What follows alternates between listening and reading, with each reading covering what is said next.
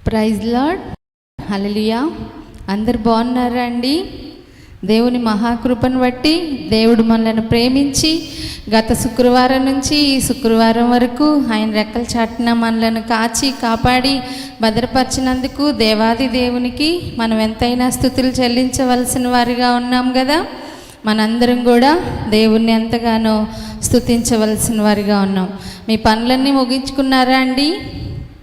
ఈ రాత్రి కాలమందు శుక్రవారపు స్త్రీల కూడికకు ప్రేమతో మిమ్మల్ని అందరినీ ఆహ్వానిస్తూ ఉన్నాం. మీరే కాకుండా మీ కుటుంబ సభ్యులను కూడా ఆహ్వానించండి. ఈ సమయము మనందరికీ ఎంతో ఆశీర్వాదకరం అని మేము అనుకుంటున్నాం. మీరు కూడా అదే భావిస్తున్నారు. ఇప్పటికే లైవ్లో చాలామంది ఆసక్తిగా ఉన్నారు. అందుని బట్టి మీకు వందనాలు. ఈ రాత్రి కాలమందు శుక్రవారపు ప్రార్థన చేసుకొని మనం ప్రారంభించుకుందాం. ఇంకా అక్కడ ఇక్కడ ఎవరైనా ఉన్నట్లయితే త్వరపడి మీ కార్యక్రమాలు ముగించుకొని ప్రభు సన్నిధిలో అందరు కుటుంబ సమేతంగా చేరి ప్రార్థించే సమయానికల్లా అందరూ అక్కడ ఉండాలని ఆశపడుతున్నాం. అలాగే మీరు అందరూ ఉంటున్నారు. ప్రార్థన చేసుకుందాం. మమ్మల్ని మిక్కిలిగా ప్రేమించుచున్న మా ప్రియ పరలోకపు తండ్రి, ఈ శుక్రవారపు రాత్రి కాలమందు స్త్రీల కూడికను ప్రారంభిస్తుండగా మాకంటే ముందుగా మీరు మా మధ్యలో ఉండండి. మీ సన్నిధి మీ సహవాసాన్ని మాకు తోడుగా ఉంచమని కోరుకుంటూ ఉన్నాం యేసయ్యా. ఈ రాత్రి కాలమంది లైవ్లో ఎంతమంది బిడ్డలైతే పాలు పంపులు పొందుచున్నారో అట్టి బిడ్డలందరితో కూడా మీరు మాట్లాడండి, సహాయం చేయండి. ప్రారంభ ప్రార్థనలు పాటల ద్వారా, వాక్యం ద్వారా, అలాగే మిషనరీ స్టోరీస్ ద్వారా మా బిడ్డల్ని నన్ను బలపరచండి యేసయ్యా. ఈ అంచె దినాల్లో, అపాయకరమైన దినాల్లో, సంఘముగా కూడుకోకుండా ఉంటున్న దినాల్లో ఈ రీతిగా మాకు ఇస్తున్న ఈ సోషల్ మీడియాని బట్టి ఈ లైవ్ స్ట్రీమ్ ద్వారా అనేక మంది గృహాల్లో నిన్ను కలుసుకునే భాగ్యాన్ని మాకు దయచేస్తున్నందుకు మీకు వందనాలు, స్తుతులు, స్తోత్రాలు చెల్లిస్తూ ఉన్నాం. ప్రతి ఒక్కరితో ఈ రాత్రి కాలమందు మాట్లాడండి యేసయ్య నామమును అడిగి వేడుకుంటున్నాము తండ్రి, ఆమేన్. ఈ సమయం మీదే. 30 seconds. 10 మందికైనా మీరు ఈచ్ వన్ క్యాచ్ 10 అని ప్రతిసారి చెప్తూ ఉన్నాను కదా. అలాగా ఈ 30 secondsలో మీ ఫ్రెండ్స్కి, మీ శ్రేయోభిలాషులకి ఈ లింక్ని తొందరగా షేర్ చేయండి. 30 minutes అయిపోయిన తర్వాత మన ప్రియులు పాటలు పాడతారు. పాటల ద్వారా దేవుని నామాన్ని మనము గణపరుచుకుందాం. ఈ 30 seconds మీవే. T-30 seconds.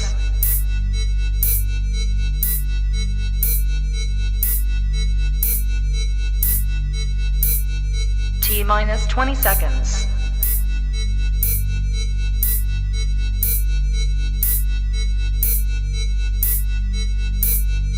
10, 9, 8, 7, 6, 5, 4, 3, 2, 1, 0.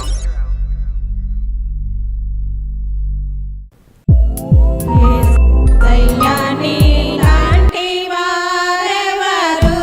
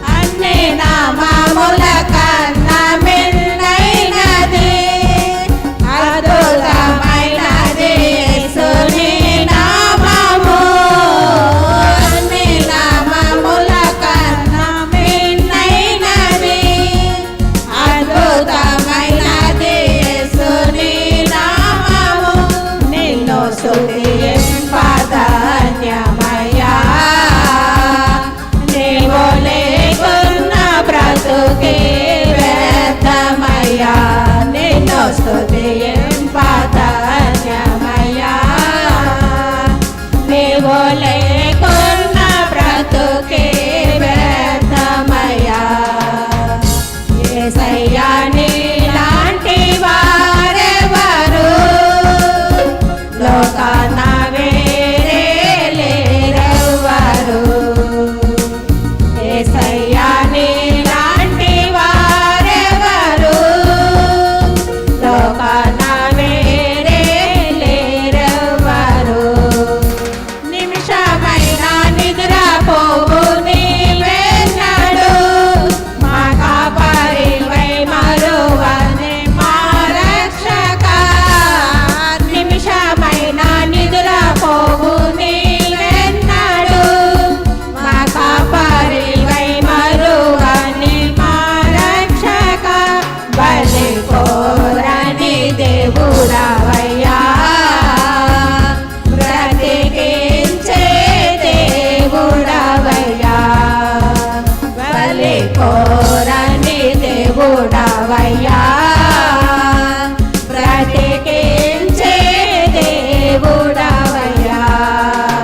యేసయ్యా నీలాంటి వారెవరు లోకాన వేరే లేరెవ్వరు. యేసయ్యా నీలాంటి వారెవరు లోకాన వేరే లేరెవ్వరు. ప్రాణనాథుడా నా యేసు రాజా, ప్రాణనాథుడా నా యేసు రాజా. నీ సాటి వేరెవ్వరు లేనే లేరయ్యా. యేసు నీ సాటి వేరెవ్వరు లేనే లేరయ్యా.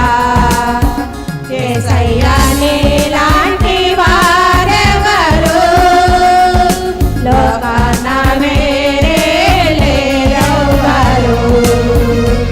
యేసయ్యా నీలాంటి వారెవరు లోకాన వేరే లేరెవ్వరు. హల్లెలూయా, హల్లెలూయా.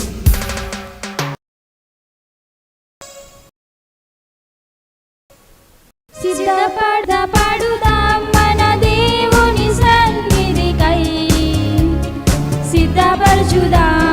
సిద్ధపరచుదాం మన హృదయము ప్రభు కొరకై. సిద్ధపడుదాం మన దేవుని సన్నిధికై. సిద్ధపరచుదాం మన హృదయము ప్రభు కొరకై. సిద్ధ మనసును జోడు తొడిగి సమాధాన సువార్త చాటెదం. సిద్ధ మనసును జోడు తొడిగి సమాధాన సువార్త చాటెదం. సమాధాన సువార్త చాటెదం. సిద్ధపడుదాం మన దేవుని సన్నిధికై. సిద్ధపరచుదాం మన హృదయము ప్రభు కొరకై. ప్రతి ఉదయము నా ప్రార్థనతో నీ సన్నిధిలో సిద్ధమౌదును. జీవము కలిగిన వాక్కులకై నీ సన్నిధిలో వేచియుందును. ప్రతి ఉదయము నా ప్రార్థనతో నీ సన్నిధిలో సిద్ధమౌదును. జీవము కలిగిన వాక్కులకై నీ సన్నిధిలో వేచియుందును. సిద్ధ మనసును జోడు తొడిగి సమాధాన సువార్త చాటెదం. సిద్ధ మనసును జోడు తొడిగి సమాధాన సువార్త చాటెదం. సమాధాన సువార్త చాటెదం. సిద్ధపడుదాం మన దేవుని సన్నిధికై. సిద్ధపరచుదాం మన హృదయము ప్రభు కొరకై. సత్కార్యముకై సిద్ధపడి పరిశుద్ధతతో ఉందును. అన్ని వేళలయందు ప్రభు యేసుని ఘనపరచి కీర్తింతును. సత్కార్యముకై సిద్ధపడి పరిశుద్ధతతో ఉందును. అన్ని వేళలయందు ప్రభు యేసుని గణపరచి కీర్తింతును. సిద్ధ మనసను జోడు తొడిగి సమాధాన సువార్త చాటెదం. సిద్ధ మనసను జోడు తొడిగి సమాధాన సువార్త చాటెదం. సమాధాన సువార్త చాటెదం. సిద్ధపడుదాం సిద్ధపడుదాం మన దేవుని సన్నిధికై. సిద్ధపరచుదాం సిద్ధపరచుదాం మన హృదయము ప్రభు కొరకై. బుద్ధిని కలిగి నిరాకడకై మెలకువతో నేనుందును. నిరాజ్య సువార్తను ప్రకటించి ప్రతి వారిని సిద్ధపరుతును. బుద్ధిని కలిగి నిరాకడకై మెలకువతో నేనుందును. నిరాజ్య సువార్తను ప్రకటించి ప్రతి వారిని సిద్ధపరుతును. సిద్ధ మనసను జోడు తొడిగి సమాధాన సువార్త చాటెదం. సిద్ధ మనసను జోడు తొడిగి సమాధాన సువార్త చాటెదం. సమాధాన సువార్త చాటెదం. సిద్ధపడుదాం సిద్ధపడుదాం మన దేవుని సన్నిధికై. సిద్ధపరచుదాం సిద్ధపరచుదాం మన హృదయము ప్రభు కొరకై. సిద్ధపడుదాం సిద్ధపడుదాం మన దేవుని సన్నిధికై. సిద్ధపరచుదాం సిద్ధపరచుదాం మన హృదయము ప్రభు కొరకై.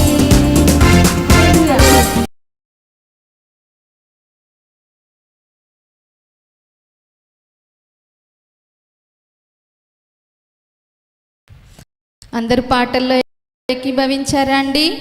మీరు ఎక్కడున్నా సరే మందిరంలో ఉన్నట్లుగానే చప్పట్లు కొడుతూ దేవుని నామాన్ని మహింపరుస్తున్నారు అనుకుంటూ ఉన్నాము.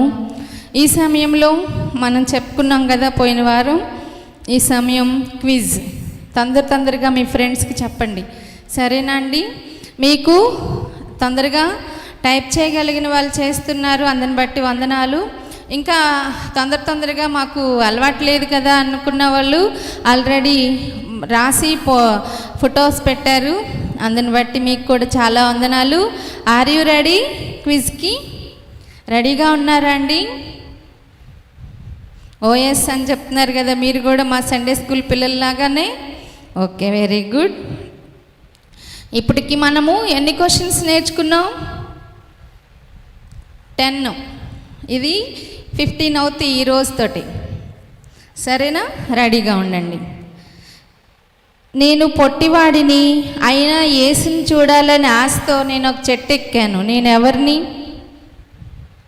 నేను పొట్టివాడిని అయినా సరే యేసుని చూడాలని ఒక చెట్టు ఎక్కాను. నేను ఎవరిని అంటున్నాడు ఈయన. ఆయన పేరేంటో చక్కచక్క లైవ్లో చాట్ చేయండి, సరేనా? అర్థమైందిగా?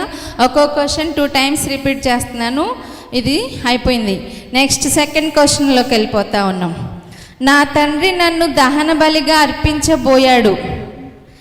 నా తండ్రి నన్ను దహన బలిగా అర్పించబోయాడు. నేను ఎవరిని? బాగా మీకు చాలా జ్ఞానం ఉంది, చక్కగా టైప్ చేస్తున్నారు, జాగ్రత్తగా వింటున్నారు. ముందు నాకు తెలిసి అది మీరు చక్కగా వింటూ ఉన్నారు, విన్నదాన్ని చక్కగా టైప్ చేస్తూ ఉన్నారు. వందనాలు. తర్వాత, నేను ఆది సంఘానికి బద్ధ శత్రువుని అయినా తర్వాత కాలంలో సంఘ ప్రథమ మిషనరీని అయ్యాను అంటున్నాడు ఈ భక్తుడు. ఆది సంఘానికి బద్ధ శత్రువు అంటాం. తర్వాత దేవుడు ఆయన దర్శించిన తర్వాత సంఘంలో ప్రథమ మిషనరీగా అయిపోయాడు. ఆ భక్తుడి పేరేంటో రాయాలి. ఎన్ని క్వశ్చన్స్ అయిపోయినాయి? 3. తర్వాత 4వ క్వశ్చన్. దేవుడు సృజించిన మొదటి జంట అను ఘనత మాకు దక్కింది. మేము ఎవరిమి? దేవుడు సృజించిన మొదటి జంట అను ఘనత మాకు కలిగింది. మేమెవరమి? భలే రాస్తున్నారండి మీరు, చాలా వెరీ గుడ్. మీకు ఇచ్చిన జ్ఞానాన్ని చకచక వినియోగిస్తున్నారు చూసారా, అది చాలా గొప్పది. దేవుడు ప్రతి వారికి తలాంతులు ఇచ్చారంట. ఇంకోసారి ఎప్పుడన్నా అవకాశం వస్తే తలాంతుల గురించి, నాకేమి ఇవ్వలేదు అనుకునే వాళ్ళ గురించి కూడా మాట్లాడాలని ఆశపడుతున్నాను. అయితే ఈరోజు మీకు ఈ తలాంతు ఇచ్చాడని మీరు గుర్తించారో లేదో నాకు తెలియదు, కానీ నేను మాత్రం మీకు తలాంతులు ఉన్నాయని గుర్తిస్తున్నాను. ఇంకా లాస్ట్ క్వశ్చన్ పెట్టేశారా అందరూ? నేను బాల్యం నుంచే దేవాలయంలో నివసించేవాడిని, యాజకుడైన ఏలీ నాకు దైవబోధ చేసేవాడు. నేనెవరిని? నేను బాల్యం నుంచే దేవాలయంలో నివసించేవాడిని, యాజకుడైన ఏలీ నాకు దైవబోధ చేసేవాడు. నేనెవరిని అంటున్నాడు ఈయన. మీ అందరికి బాగా తెలుసు కదా ఈయనెవరో. తెలిసింది కదా, రాశారు, వెరీ గుడ్. ఇంతే, ఇలాగే అన్నమాట. ఇవన్నీ కూడా ఈ 5 క్వశ్చన్స్ ఆన్సర్స్ కూడా ఈ లైవ్ కార్యక్రమం అయ్యేలోపు మీరు ఫోటో తీసి పెట్టండి. మీకు మా వందనాలు. ఇంత చక్కగా మరి ఈ క్విజ్లో పాలు పంపులు పొందినందుకు మీకు చాలా వందనాలు. ఇలాగ ప్రతి వారం కూడా ఆసక్తిగా వింటున్నందుకు కూడా, చూస్తున్నందుకు కూడా మీకు చాలా వందనాలు. ఇంకా అనేక మందికి ఈ విషయాలు తెలియచేయాలని ప్రభు పేరట మిమ్మలను మనవి చేస్తూ ఉన్నాను. ఇప్పుడు మనం మిషనరీ స్టోరీలోకి వెళ్ళిపోదాం. సిద్ధంగా ఉన్నారా? సిద్ధంగా ఉండండి. క్విజ్ వేడిలో నుంచి చల్లదనంలోకి రండి, సరేనా అండి? క్విజ్ హార్ట్గా చాలా ఫాస్ట్గా అయిపోయింది కదా. ఇప్పుడు మనము మిషనరీ స్టోరీస్లోకి వెళ్దాం. గత వారం కూడా మనము ఒక మిషనరీ గురించి నేర్చుకున్నాం కదా. ఎవరు ఆ మిషనరీ చెప్పండి? మర్చిపోయారా? గుర్తున్నాయా అండి? అనీసీ ఫంక్ గారు. ఎక్కడ చేసింది ఈమె ప్రయాణాలు? దేని మీద సవారీ చేసిందని చెప్పాను? తుఫాన్ల మీద సవారీ చేసి ఛత్తీస్గఢ్ ఆ ప్రాంతాల్లో అనేక మందికి స్కూల్ సదుపాయాలు కల్పించి, అలాగే విద్యతో పాటు దేవుని గురించి కూడా చెప్పి, వాళ్ళ అమ్మగారిని చూసొద్దామని చెప్పి వెళ్ళిన ప్రయాణంలో టైటానిక్ ఓడలో ఒకే ఒక సీట్ ఆమెకి ఖాళీగా ఉంది. అయితే ఆమెకి మాత్రం విశ్వాసం ఏంటిదంటే, నేను ఒకవేళ ఈ ప్రయాణంలో బ్రతికుంటే నా తల్లి దగ్గరికి వెళ్తా, ఒకవేళ ఈ ప్రయాణంలో నేను చనిపోతే నా తండ్రి దగ్గరికి వెళ్తా, పరమ తండ్రి. విశ్వాసం. అనీసీ ఫంక్.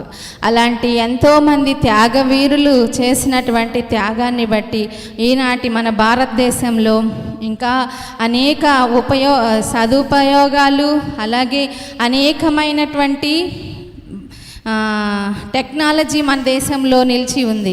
వారందరూ కూడా వేరే దేశస్తులు అయ్యుండి మన దేశానికి వచ్చి వారు ఏం చేశారు? సువార్త ప్రకటిస్తూ, విద్యను బోధిస్తూ, ఇలాగా నాగరికత లేని దినాల్లో నాగరికతను తీసుకొచ్చి మన దేశాన్ని ఎంతగానో వారు అభివృద్ధి చేశారు. అలాంటి వారిని జ్ఞాపకం చేసుకోవటం మనకెంతైనా ఆశీర్వాదకరం. ఈరోజు మీకు ఇంకొక మిషనరీ గారి గురించి చెప్తా ఉన్నాను. ఈరోజు సామెతలు చదివారా మీరు? ఈరోజు ఎన్నో రోజు 22వ తారీఖు, 22వ సామెత. ఈమె గురించి దేవుడు చెప్తున్న మాట ఏంటంటే, 22వ సామెతల గ్రంథము 29వ వచనంలో, నిపుణత గలవాన్ని చూచితివా, వాడు అల్పుల ఎదుటే కాదు రాజుల ఎదుట కూడా నిలబడతాడు అని. ఆ రీతిగా ఈరోజు మనం చెప్పుకునే ఆమెను గురించి కూడా అదే అన్నమాట. ఈవిడ గారు మన దేశానికి వచ్చి ఎక్కడ సేవ చేశారంటే, రాజస్థాన్, ఉత్తరప్రదేశ్ ప్రాంతాల్లో ఈమె మిషనరీ పరిచర్య చేసింది. ఈమె పేరు ఏంటిదంటే క్లారా ఏ స్వైన్. ఈమె గారు అమెరికా దేశంలో ఉన్నటువంటి ఆవిడ. ఈమె భారతదేశంలో మొట్టమొదటి మిషనరీ ప్లస్ వైద్యురాలు. ఒక డాక్టర్ చదివి మన దేశానికి మిషనరీగా వైద్య సేవలు అందించడానికి వచ్చారు ఈ డాక్టర్ క్లారా గారు. ఆ దినాల్లో మామూలు బోధకులు, సంఘ స్థాపకులు కంటే, సంఘాన్ని స్థాపించి సువార్త ప్రకటించే వారి కంటే మిషనరీ వైద్యులకి ఎక్కువగా మన దేశానికి నుంచి ఆహ్వానాలు వెళ్ళాయి అన్నమాట. ముఖ్యంగా ఈమె వచ్చిన దినాలు ఎలాంటివంటే స్త్రీలకు వైద్యం చేసే డాక్టర్ అనేవాళ్ళే లేరనమాట. అలాంటి రోజుల్లో దేవుడు మన దేశాన్ని ప్రేమించి స్త్రీలకు ఏమాత్రం వైద్య సదుపాయాలు దొరకని ఆ దినాల్లో సువార్త ప్రకటించి క్రీస్తు ప్రేమను గురించి చెప్పే అరుదైన అవకాశం వైద్యురాండ్లకు మాత్రమే ఉండేది. వారు ఈ మన దేశానికి వచ్చిన ఈ మిషనరీలు ఏం చేసేవారంటే వారి శరీరాలకేమో చికిత్స చేస్తూ మరొక పక్క ఆత్మలను కూడా రక్షిస్తూ ఉండేవారనమాట. నిస్సహాయులైనటువంటి నిరుపేదలకు సహాయము అందిస్తూ ఉండేవారు. నాయకుల భార్యలకు వైద్యం చేసినప్పుడు సువార్త కొరకు ద్వారాలు తెరవబడాయి అన్నమాట. అందుకే తన పనిలో నిపుణత గలవాన్ని చూచితివా, వాడు అల్పుల ఎదుట కాదు రాజుల ఎదుట. అంటే ఈమెని ఎక్కడెక్కడ నిలబెట్టాడో మనము ఈ రాత్రి కాలమందు ఈ స్టోరీ ద్వారా మనం విందాం. ఆ దినాల్లో మతపరంగా ఇతరులను అంటుకోకూడదనే నియమం ఉండేది. అంటే భయంకరమైన అంటరానితనము ఇలాంటి కాలాలు, అలాంటి సందర్భాల్లో ఈ డాక్టర్ క్లారా గారు మన దేశానికి వచ్చారు. అగ్రకులాల స్త్రీలకు వైద్య సహాయం అందించవలసిన అవసరత వచ్చిన కాలంలో డాక్టర్ క్లారా భారతదేశానికి పిలువబడిందంట. ఈమె మెథడిస్ట్ ఎపిస్కోపల్ చర్చిలో భాగమైన ఉమెన్ మిషనరీ సొసైటీకి చెందినటువంటి వైద్యురాలు. అయితే ఆ సంస్థకి ఒక ఇన్విటేషన్ వచ్చింది. ఏంటిదంటే భారతదేశంలో స్త్రీలకు వైద్యం చేసేవారు లేరు అని. అప్పుడు ఈమెను అడిగారనమాట ఆ సంఘం వాళ్ళందరూ కూడా. పోయినసారి హనీ గారిని అడిగినట్లుగా ఈ సంఘం నుంచి కూడా ఈవిడిని అడిగారు. ఈవిని అడిగినప్పుడు ఆమె నేను వెళ్తానని ఒకేసారి చేయత్తలేదంట.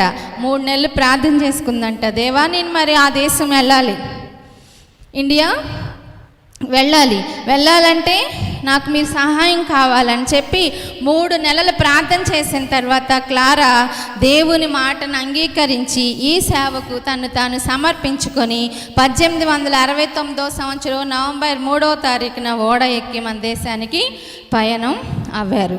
ఆమె మరలా మన దేశం రావటానికి 1870 సంవత్సరం జనవరిలో మన దేశంలో ఆవిడ అడుగుపెట్టారు. ఎప్పుడు స్టార్ట్ అయ్యారు ఆమె? 1869 నవంబర్ 3వ తారీఖున. మరలా మన దేశం వచ్చేసరికి సంవత్సరం పట్టింది. అంటే ఆ దినాల్లో ఓడల ప్రయాణాలు అంతకాలం పట్టాయి అన్నమాట. ఇప్పుడైతే ఈ దేశం నుంచి ఆ దేశానికి చాలా ఈజీగా వెళ్ళిపోయే అవకాశాలు మనకెంతో ఉన్నాయి.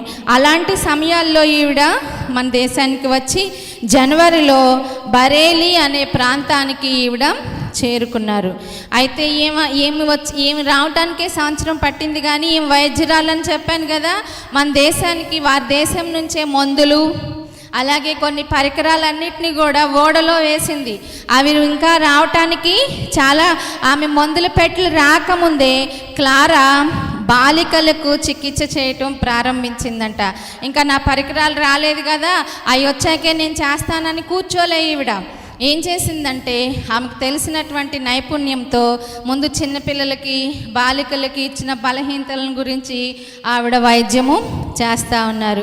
ఎందుకంటే క్లారా వచ్చిన పని కొరకు తన సమయాన్ని ఏమాత్రం కూడా దుర్వినియోగం చేసుకోలే. ఈ దినాల్లో మనం సమయాన్ని ఎంతగా వేస్ట్ చేసుకుంటూ ఉన్నామో, మన ముందున్న మిషనరీలైనా మన ముందున్న బోధకులైనా వారికి ఉన్న కొద్ది సమయాన్ని దేవునికి ఏ విధంగా ఉపయోగపడగలమో అన్ని రూపాల్లో అన్ని రీతులుగా వారు ప్రయత్నాలు చేశారు, ప్రయాసపడ్డారు. మరి ఈ దినాల్లో మనం ఎలా ఉంటున్నాము? కొంచెం సమయం దొరికితే ఫోన్లు చూస్తాం, సమయం దొరికితే టీవీ చూస్తాం, లేకపోతే కబుర్లు ఆడతాం, నిద్రపోతాం. ఇలాగా ఈ లాక్డౌన్లో కూడా నీకు ఈ సమయం ఇచ్చింది ఎందుకంటే వ్యర్థమైన సంభాషణలు పెట్టుకోవటానికి కాదు, దేవునితో సమయాన్ని గడపటానికి. క్లారా మందులు రాలేదు కదా, నేనేం వైద్యం చేయగలనని కూర్చోలేదు ఈవిడ. ఏం చేసిందంటే ఆ సమయంలో కూడా బాలికలకు వైద్యం చేస్తూ ఉందన్నమాట.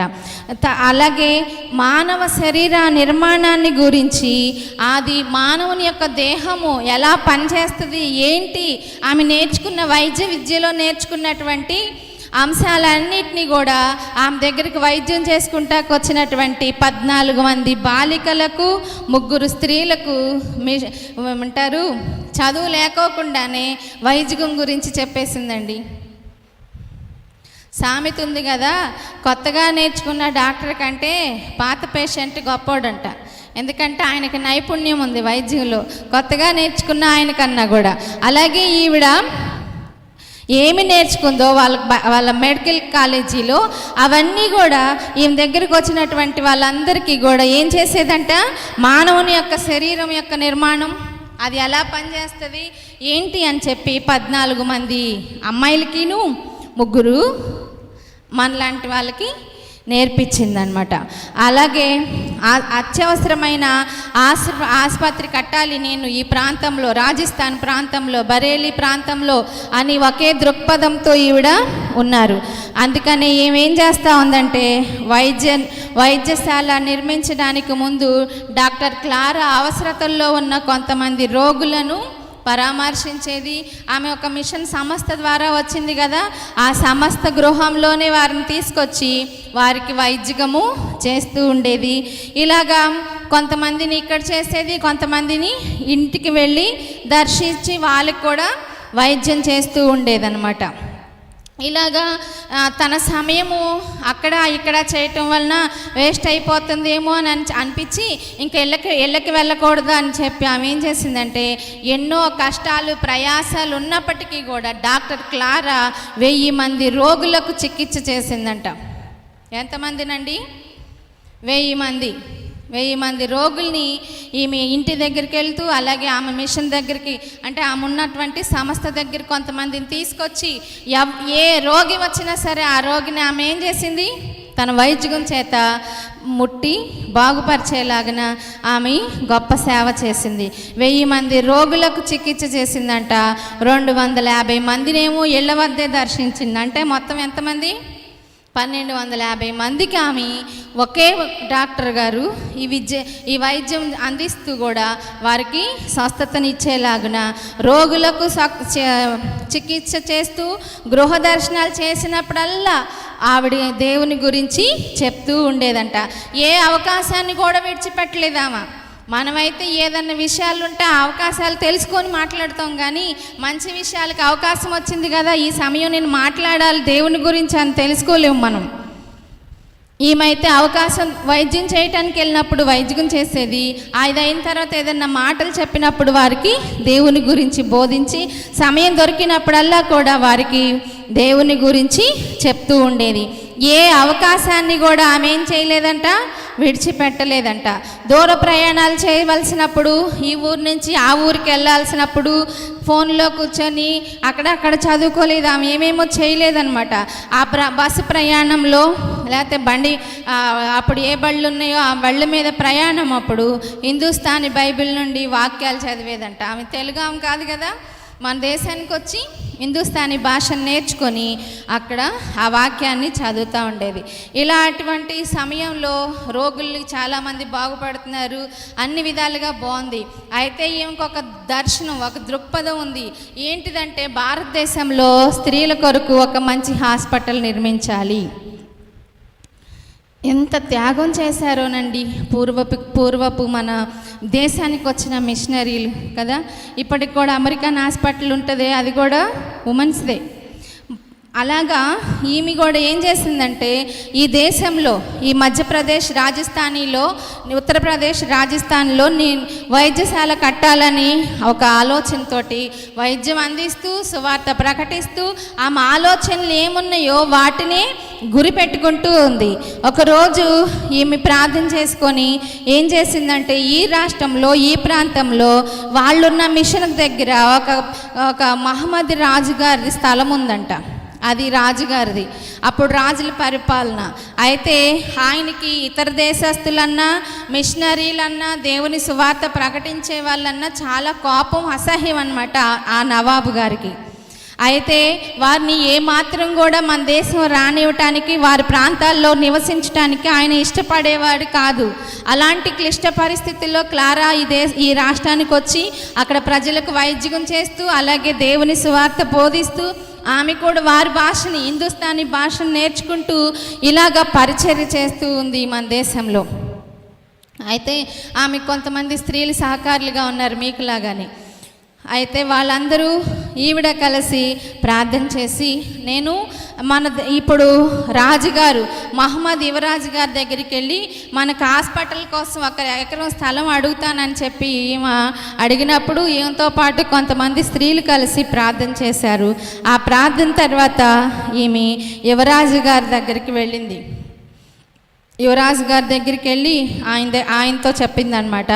ఆమె ఏమనిందంటే, యువరాజు గారు, మరి ఇక్కడ స్త్రీలకంటూ వైద్యశాల లేదు, అలాగే పిల్లలకి వైద్యశాల లేదు, కాబట్టి మీరు మాకు 1 ఎకరం స్థలం ఇస్తే మేము ఇక్కడ మీకు మీ రాష్ట్రంలో ఉన్న ప్రజల కొరకు అనుకూలంగా ఉండటానికి ఒక హాస్పిటల్ నిర్మిస్తామని అడిగిందంట.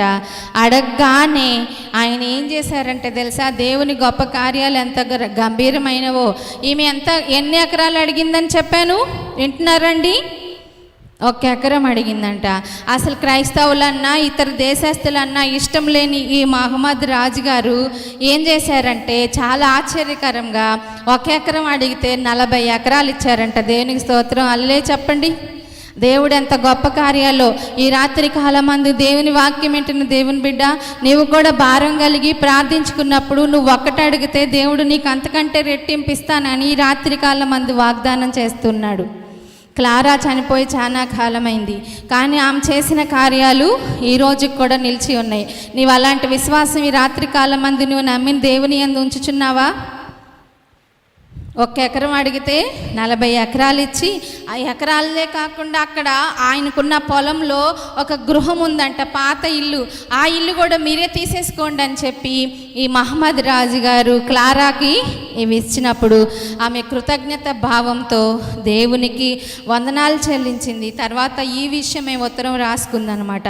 ఇంత దాతృత్వం కలిగి బహుమతి మేము ఊహించలేము, ఎందుకంటే ఎకరం ఇవ్వటానికి ఆయన చాలా కఠినాత్ముడు.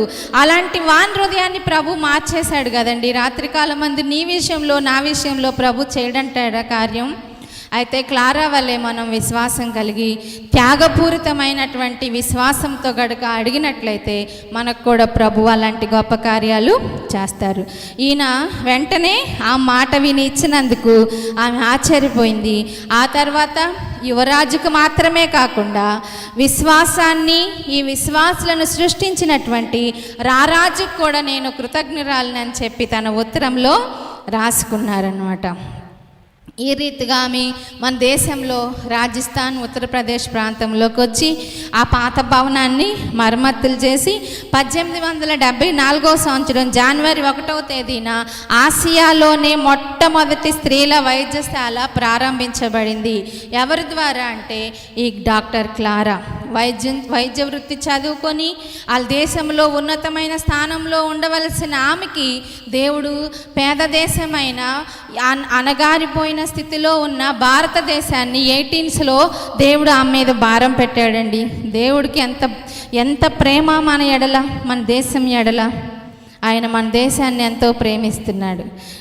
దేశాన్నే కాదు, దేశంలో ఉన్న మనుషులమైన మనల్ని కూడా ఆయన ప్రేమిస్తూ వేరే దేశంలో ఉన్నత స్థితిలో ఉన్న వారిని లేపి మన దేశానికి పంపించి 1874 జనవరి 1వ తారీఖున భారతదేశం ఆసియాలోనే మొట్టమొదటి స్త్రీల వైద్యశాల ఈ క్లారా గారి ద్వారా ప్రారంభించబడింది. భారతదేశంలోనే స్త్రీలకు ఇది ఒక అద్భుతమైన రోజు. ఆ రోజు అది చాలామంది చూసిన వారు ఇంకా ఆ వైద్యశాలకు వెళ్ళి అక్కడే ఉంటూ క్లారా గారు చెప్పే మాటలు వింటూ వైద్యం చేస్తూ అనేవాళ్ళంట, అమ్మ మేము ఇక్కడే ఉంటామమ్మ హాస్పిటల్లోనే. హాస్పిటల్కి వెళ్తే మనకేమనిపిస్తుంది, బాబోయ్ తొందరగా ఇక్కడి నుంచి అడుగు బయటేసేస్తే బాగుండు అనిపిస్తుంది కదా. అయితే ఆ రోజుల్లో ఈ క్లారా గారు స్టార్ట్ చేసినటువంటి మిషన్ దగ్గర హాస్పిటల్ వాతావరణం ఎలా ఉండేదంటే వాళ్ళకి ఎంతో ఆత్మీయతను, ఎంతో నెమ్మదినిస్తూ ఉండేది. అందుకని అక్కడికి వచ్చిన వారందరికీ కూడా బైబిల్ కథలు చెప్తూ ఉండేది. తర్వాత హాస్పిటల్ కట్టేసింది, బాగుంది. ఓపీ విభాగాన్ని ఏర్పాటు చేసుకున్నారు.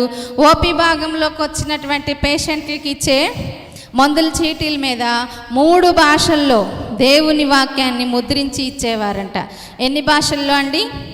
3 భాషల్లో వారి ఓపీ చీటీ మీద వేస్తే ఆ వాక్యాన్ని బట్టి పరమ వైద్యుడైన యేసుని గురించి ప్రజలు తెలుసుకోవాలనేది ఆమె యొక్క ఉద్దేశం. 1874లో స్టార్ట్ చేసింది. 1883 నాటికి 8,000 మంది రోగులు అక్కడ చికిత్స చేయబడ్డారంట. అంటే 8,000 మందికి అక్కడ వైద్యం అందింది. ఎంతో ఆరోగ్యంగా, వారు ఆరోగ్యంగా ఉండి క్షేమంగా వారి గృహాలకు వెళ్ళారనమాట. ఇలాగా క్లారా గారు మన దేశానికి వచ్చి అంత గొప్ప సేవ చేస్తూ ఉన్నారు. ఇలా చేస్తూ ఉన్న సమయంలో ఒక అద్భుత కార్యం జరిగింది. ఏంటిదంటే, క్లారా మహమ్మదీల పరిపాలనలో ఉన్నది ఆ రాష్ట్రం అని చెప్పాను కదా. అయితే ఈమె ప్రార్థనకు దేవుడు ప్రతిఫలం ఇచ్చాడు. కేత్రికి స్థానిక యువరాజు అయినటువంటి రాజుగారి భార్య జబ్బుగా ఉందంట. అక్కడ కేత్రికి అనేటువంటి స్థానిక యువరాజు అయిన రాజు గారి భార్య ఏమైందంట, జబ్బుగా ఉంది. అయితే ఆమెకు వైద్యం చేయాల్సి వచ్చింది. రాజుగారు నాటు వైద్యాలు ఏవేవో చేయించారు, కానీ ఆమె నయం అవ్వలేదు. అయితే రాజుగారి మనసులో ఏమని వచ్చిందంటే, మన ఊర్లో మన రాష్ట్రంలో ఒక హాస్పిటల్ ఉంది కదా, ఆ డాక్టర్ గారిని పిలిపించుకోవాలి అనిపిస్తే అప్పుడు ఈ నవాబు గారు ఏం చేశారంటే డాక్టర్ క్లారాను వారింటికి ఆహ్వానించారు. తన పనిలో నిపుణత గలవాన్ని చూచితివా, అల్పుల ఎదుటే కాదు వాడు రాజుల ఎదుట నిలిచెను. ఈమె పనిలో ఏముంది? నిపుణత. నీకు ఇచ్చిన పనిలో నువ్వు నిపుణతగా చూపిస్తున్నావా? ఏ పనైనా సరే. ఈ రాత్రి కాలమందు వాక్యం వింటున్న దేవుని బిడ్డలారా, నీకు దేవుడు ఒక ఉద్యోగం ఇచ్చాడనుకో, ఆ ఉద్యోగంలో నైపుణ్యం చూపించు. ఒక ఇల్లాలిగా చేశాడనుకో, ఇంటి విషయాల్లో నైపుణ్యంగా చూడు. ఇంకా ఒక వ్యాపారవేత్తవనుకో, నీ వ్యాపారంలో నిపుణత చేసుకో. ఒక ఉపదేశకురాలనుకో, ఉపదేశంలో నేను కూడా నైపుణ్యాన్ని సంపాదించుకోవాలని ప్రయత్నం చేయాలి. ఇలాగ వంట చేసేవారు మనకు వంటల్లో కూడా మనము నిపుణత. ఈరోజు మన వాక్యంలో వస్తుంది ఈ భాగం. ఈ రాత్రి కాలమందు క్లారా తన పనిలో నిపుణత ఉంది కాబట్టి అల్పులు మొదలుకొని రాజుల వరకు దేవుని వాక్యం ఎప్పుడైనా నమ్మదగినది. మనమే నమ్మకమైన వారిగా అనేక పర్యాయాలు ఆయనకు ఉండలేకపోతూ ఆయన అపనమ్మకస్తుడంటూ అనేక మందికి చెప్పేటువంటి అల్ప విశ్వాసులుగా ఉంటున్నామా? ఈ రాత్రి కాలమందు ఒకసారి మనలను మనం పరిశీలన చేసుకుందామా అండి? క్లారా రాజుగారింటికి, ఏ దేవుడినంటే ఇష్టపడని రాజు, ఇతర దేశాల నుంచి అంటే అసలుకి ఇష్టపడని రాజుగారికి ఎవరు అవసరత వచ్చిందండి? ఈమె గారి అవసరత వచ్చింది. అయితే అక్కడికి వెళ్ళి రాజుగారింట్లోకి వెళ్ళాం కదా అని అక్కడే ఉండిపోలామా, వారికి వైద్యం చేస్తూ బైబిల్, ఆమెతో పాటు డాక్టర్ గారితో పాటు ఆ ఊరిలో ఒక బైబిల్ బోధకురాల్ని తీసుకొని రాజుగారి ఇంటికి వెళ్ళిందంట ఈ డాక్టర్. అంటే రాజులకు చెప్పగలిగే అంత నైపుణ్యం నాకు ఉండకపోవచ్చు, వైద్యం నేను చేస్తాను, దేవుని వాక్యాన్ని సేవకురాలు ఉపదేశిస్తారన్న ఉద్దేశంతో ఈమెతో పాటు ఒక బైబిల్ బోధకురాల్ని వెంటబెట్టుకొని అక్కడ రాజగృహంలో ఉన్నటువంటి రాజు భార్యకి చికిత్స చేసింది. ఆమెతో పాటు ఉన్నటువంటి రాజుగారి ఉపపత్నులు ఉంటారు కదా, వారికి అలాగే రాజు పిల్లలు చికిత్స చేయటానికి దేవుడు ఈమెని రాజుగారి వైద్యురాలుగా నియమించుకున్నాడు. ఈ రాజు రాణిలకు ఒక చిన్న పాప మాత్రమే ఉందంట. రాణి ఏమో హిందువు, ఆయనేమో మహమ్మదీయుడు. అయినను క్లారా ఆమెను కలిసి బైబిల్ చదివేవారంట. డాక్టర్ గారు ఇంటికి వెళ్ళగానే ముందు వీళ్ళిద్దరు కలిసి ఏం చేసేవారంట? బైబిల్ చదివేవారంట. వారి పరిచయము స్నేహంగాను సన్నిహితంగాను మారింది. రాణి ఆమె కుమార్తె క్రీస్తుని అంగీకరించారో లేదో తెలియదు, కానీ ఆమె లేరు కదా, తెలియదు, కానీ వాళ్ళు మాత్రం దేవుని మాటలు వింటూ దేవుని పాటలు పాడుకునేవారంట. డాక్టర్ క్లారాతో కలిసి కీర్తనలు పాడేవారంట. తర్వాత హాస్పిటల్ కట్టేశారు. తర్వాత బాలికలకు ఒక పాఠశాల తెరవటానికి క్లారాకి అనుమతి దొరికింది. ఆ పాఠశాలలో రాణి గారు, రాణితో పాటు స్త్రీలందరూ కూడా ఆ పాఠశాలకు వచ్చి దేవుని మాటలు, అలాగే హిందుస్థానీ భాషలో ఉన్న కరపత్రాలని, బైబిల్ భాగాలు, కీర్తన పుస్తకాలు ముద్రించి సిద్ధంగా ఉన్నాయంట. అప్పటికే అవన్నీ అవకాశం దొరికింది కాబట్టి రాణితో పాటు, రాణిని ఒక్కదాన్ని రారు కదా, రాణితో పాటు ఉన్నటువంటి మిగతా పరిచారకులందరూ కూడా ఈ క్లారా స్టార్ట్ చేసిన బాలికల పాఠశాలకు వచ్చి హిందుస్థానీ భాషలో ఉన్న పాటల్ని అవన్నీ కూడా నేర్చుకొని వాళ్ళందరి ఇంట్లోకి వెళ్ళి ఈ పాటలు పాడుకునేవారంట. అయితే ఈ స్థానిక రాజగృహంలో ఏమి వినపడతా ఉన్నాయి? మహమ్మదీ రాజగృహంలో ఏమి వినపడుతున్నాయి? దేవుని గురించినటువంటి పాటలు. అనంత జ్ఞాని అయినటువంటి స్థానిక రాజగృహంలో పాటల ద్వారా మొట్టమొదటిగా క్రీస్తు సువార్త ఆ మహమ్మద్ రాజు ఇంటిలోకి ఏ రూపంలో వెళ్ళింది? పాటల రూపంలో. అందుకే సేవా జీవితంలో పాటలు కూడా చాలా ఇంపార్టెంట్. పాటలు పాడేటప్పుడు మనము అది మధురమైన పాటలుగా మనం పాడాలి. రాగము ఎలా ఉందో లేదో కాదు, నీ మనసుతో పాడినప్పుడు దేవుడు దాన్ని మంచి రమ్యమైన పాటగా మలుస్తాడనమాట. ఈ రీతిగా రాజగృహంలోకి పాటల ద్వారా దేవుని యొక్క సువార్త అదే మొదటిసారంట. అనంత జ్ఞాని అయిన మన దేవుని నుండి అది గొప్ప ఆశీర్వాదం. అలాగా దేవుని సువార్త ప్రకటిస్తూ 1896 సంవత్సరానికల్లా డాక్టర్ గారి ఆరోగ్యము చాలా క్షీణించిపోయింది. ఎందుకంటే దేశం కాని దేశం, భాష కాని భాష, ఆహార పదార్థాలు అలవాట్లు వేరు, ఇవన్నీ త్యాగం చేస్తూ వైద్య సేవ అందిస్తూ అనేక మందిని దేవుని మార్గంలోకి నడిపిస్తుంది. 1896లో ఆమెకు ఆరోగ్యం క్షీణించింది. అయితే ఇక్కడ ఆమెకు సరైన సదుపాయాలు లేవు. వారి దేశం అమెరికా దేశం రమ్మంటే ఎంతో ఏడ్చిందంట, నేను ఇక్కడే చచ్చిపోవాలనుకుందంట. కానీ పరిస్థితులు అప్పుడు ఒప్పుకోక భారతదేశమే నా సొంత గృహం అనుకొని భావించినటువంటి క్లారా ఆమె తిరిగి భారతదేశానికి రాలేకపోయింది. డాక్టర్ క్లారా తన చివరి దినాలు ఆమె స్వగృహంలోనే గడిపింది. అయితే రాజులకు రాజు, అధిపతులకు, అధికారులకు సువార్త అందించటానికి దేవుడు ఆమెని వాడుకున్నాడు. పౌల్ గారిలాగా రాజుల ఎదుటను అధికారుల ఎదుట నిలబెడతానన్నట్లుగా డాక్టర్ క్లారాని దేవుడు రాజులకు, అధిపతులకు, అధికారులకు సువార్త అందించడానికి దేవుడు ఆమెను వాడుకున్నాడు. తన పనిలో నిపుణత గలవాన్ని చూచితివా, అల్పుల ఎదుట కాదు వాడు రాజుల ఎదుట నిలుచును అనే వాక్యము డాక్టర్ క్లారా జీవితంలో నిజముగా నెరవేరింది. పరమ వైద్యుడైన దేవుడు క్లారాను రాజులకు సువార్త అందించేదానిగా చేశాడు. ఒక అల్పుల్ని ఎన్నుకొని దేవుడు ఇంత గొప్ప త్యాగాలు చేసి మన దేశానికి పంపించారు కదండి. ఒకసారి మిషనరీలు చేసిన త్యాగాన్ని మనం జ్ఞాపకం చేసుకుందాం. డాక్టర్ క్లారా వైద్య విద్య చేసి ఎంతో ఆ విద్య చేసుకునేటప్పుడు ఈ రోజుల్లో డాక్టర్లు చదవాలంటే ఎంతో కళ, ఆ కళ నెరవేరిద్దో కూడా తెలియనటువంటి పరిస్థితి. అలాంటి గొప్ప విద్యను అభ్యసించి కూడా పరమ దేవునికి అంకితం చేసుకుంది క్లారా. మనమైతే ఒక మంచి టాలెంట్ ఉంటే దేవుని పక్కన పడేస్తాం. మనం గొప్ప ఐశ్వర్యం ఉంటే దేవుని పక్కన వేస్తాం. మనం దేవునికి కావాల్సింది ఏంటిది? నీ పనిలో నిపుణత. నీవు ఎలాంటి వాడివైనా, ఎలాంటి దానివైనా, ఎంత గొప్పవారివైనా, నా కొరకు నిన్ను అంత గొప్పగా ఆశీర్వదించింది ఎందుకంటే నాకు పనికొస్తావని. అయితే ఎదిగిన తర్వాత మర్చిపోయే పిల్లలుగా మనం ఉన్నట్లయితే ఈ రాత్రికాలం మందు దేవుడు నిన్ను ప్రేమించి నీకు ఉన్నత విద్యనిచ్చి ఉన్నతమైన పదవిలో, ఉన్నతమైన స్థానంలో నిన్ను ఉంచాడు అంటే అక్కడే ఉండి నువ్వు సుఖించటానికి కాదు. ఎంతోమంది కోసం నువ్వు చేయవలసిన త్యాగం ఎంతో ఉంది. అది గుర్తు చేసుకో. దేవుడి సన్నిధిలో మోకరించి ప్రార్థించినప్పుడు నీకు ఆయన ఏం తెలియజేస్తాడో ఆ విషయంలో నువ్వు ముందుకెళ్ళటానికి సిద్ధంగా ఉంటావా? ఈ రాత్రికాలం మందు క్లారా మనకేం చెప్తుంది? వైద్య విద్య నేర్చుకొని ఉన్నతమైన కుటుంబంలో పుట్టి అభివృద్ధి చెందిన దేశంలో సుఖంగా జీవించవలసిన ఆవిడకి దేవుడు భారం పెట్టాడు భారతదేశం మీద. ఆ దేశానికి వచ్చి ఏం చేసింది? రాజుల దగ్గర, మహమ్మదీ రాజుల దగ్గర వారి కుటుంబాల్లోకి వెళ్ళి స్నేహితురాలుగా ఉంటూ అనేక దేవుని మాటలు బోధిస్తూ, అలాగే వైద్యం చేస్తూ అటు పరమ వైద్యుడిని పరిచయం చేస్తుంది, ఇక్కడ వైద్యురాలుగా ఏం పరిచయం అవుతూ అనేక రాజు కుటుంబాలని ఆమె మార్చిందంట. తన పనిలో నిపుణత. నువ్వు ఎంతకాలం దేవుని కలిగి ఉన్నావు?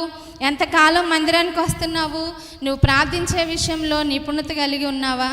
పాటలు పాడే విషయంలో, వాక్యం చదివే విషయంలో, ఏ విషయంలో నీ నైపుణ్యాన్ని చూపించి దేవుని నామాన్ని మహింపరుస్తున్నాం మనం? నాకు రాదండి, నేను చేయలేనండి, ఇలా అంటే నీ కొరకు చేసిన వారి యొక్క రక్తం ఇంకా అక్కడ ప్రవహిస్తూ ఉంది. రాబోయే తరానికి మనం ఏం చేస్తున్నాం? ఒకసారి మనల్ని మనము పరిశీలన చేసుకుందాం. ఈ డాక్టర్ క్లారా రాజస్థాన్, ఉత్తరప్రదేశ్ ప్రాంతాల్లో ప్రజల కొరకు, అక్కడ ఉన్న క్రైస్తవుల కొరకు మనము ప్రార్థన చేయాలి. ఆమె నారు పోసి నీరు పెట్టి విత్తనాలు వేసి వెళ్ళింది కదా. అలాగే యేసుక్రీస్తుని తమ వ్యక్తిగత రక్షకునిగా ఇంకా ఆ ప్రాంతంలో ప్రజలు అనేక మంది తెలుసుకునేలాగున డాక్టర్ క్లారా స్వైన్ వంటి మిషనరీ డాక్టర్ల కొరకు మనము దేవునికి కృతజ్ఞతాస్తుతులు చెల్లించాలి. అంతకుముందు వారు చేసిన త్యాగాన్ని బట్టే ఈరోజు వైద్యం మన భారతదేశంలో చాలా విరివిగా మనకి దొరుకుతుంది.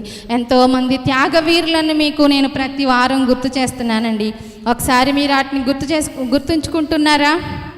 ఈ ప్రజల రక్షణార్థం కోసం దేవుడు అటువంటి స్త్రీలను, పురుషులను, ఇంకా అనేక మందిని లేవనెత్తాలని మనము ప్రార్థన చేయాలి. అర్థమవుతుందా?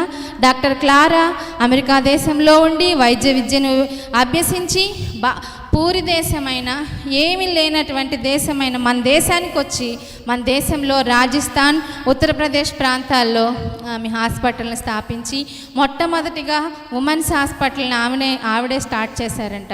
తర్వాత స్త్రీల హాస్పిటల్స్ ఇప్పుడు మనం ఎన్నో చూడగలుగుతున్నాం.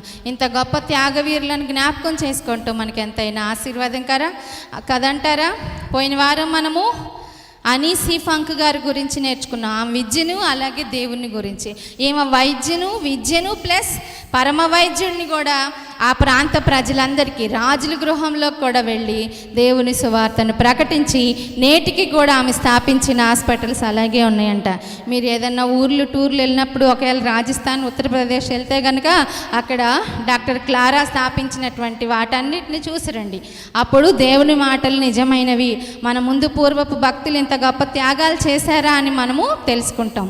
అర్థమవుతుందండి? వాక్య భాగంలోనికి వెళ్ళిపోదాం. అందరూ సిట్రేట్గా కూర్చోండి.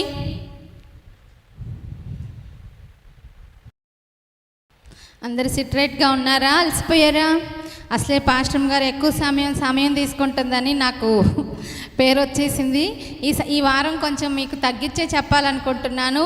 మీరు కూడా నా కోసం ప్రార్థన చేయండి సమయానికి ముగించేలాగన. అర్థమవుతుందా అండి? ఇప్పటి వరకు మనము ఎన్నో విషయాలు, దేవుని మాటలు నేర్చుకున్నాం. అందరు సిట్రేట్గా కూర్చోవాలని చెప్పాను కదా. సిట్రేట్గా ఉన్నారా? మీకు కొన్ని క్వశ్చన్స్ వేస్తాను, అయితే అవి లైవ్ అయ్యేలోపు పంపించండి. తర్వాత లైవ్ లాస్ట్లో మేము కూడా వాటికి మీరందరూ పెట్టినవన్నీ కరెక్టు అని మెసేజ్ పెడతాం. అర్థమవుతుందండి? గత కొన్ని వారాలుగా మనము కుటుంబం గురించి చెప్పుకుంటూ వస్తూ ఉన్నాము.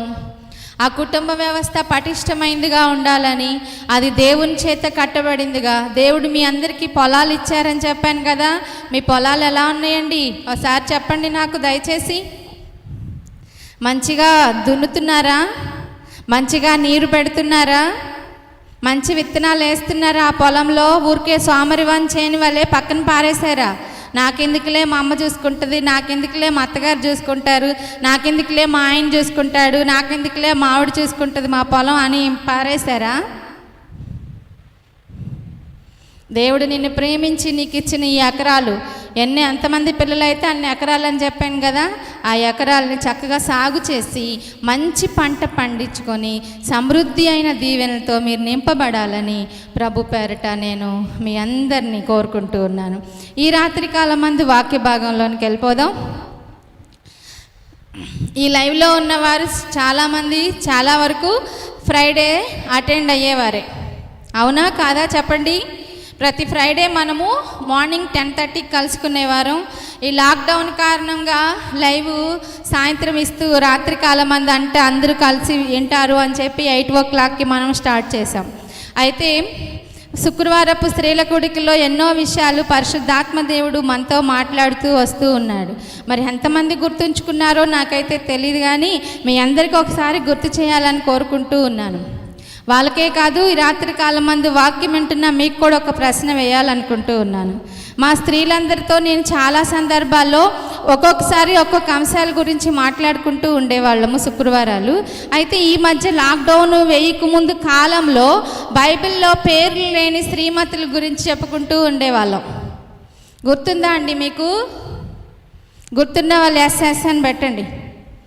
గుర్తు లేని వాళ్ళకి ఇంకేం చెప్పలేం కదా. ఇంత పని చేస్తే నా పేరు లేదేంటి, ఇంత ఇస్తే నా పేరు చెప్పలేదేంటి అని చెప్పి వ్యసన పడుతూ ఉంటాం మనం. దేవుని మందిరాల్లోకి వెళ్తున్నాం మనం, దేవుని కలిగి ఉన్నాం మనం.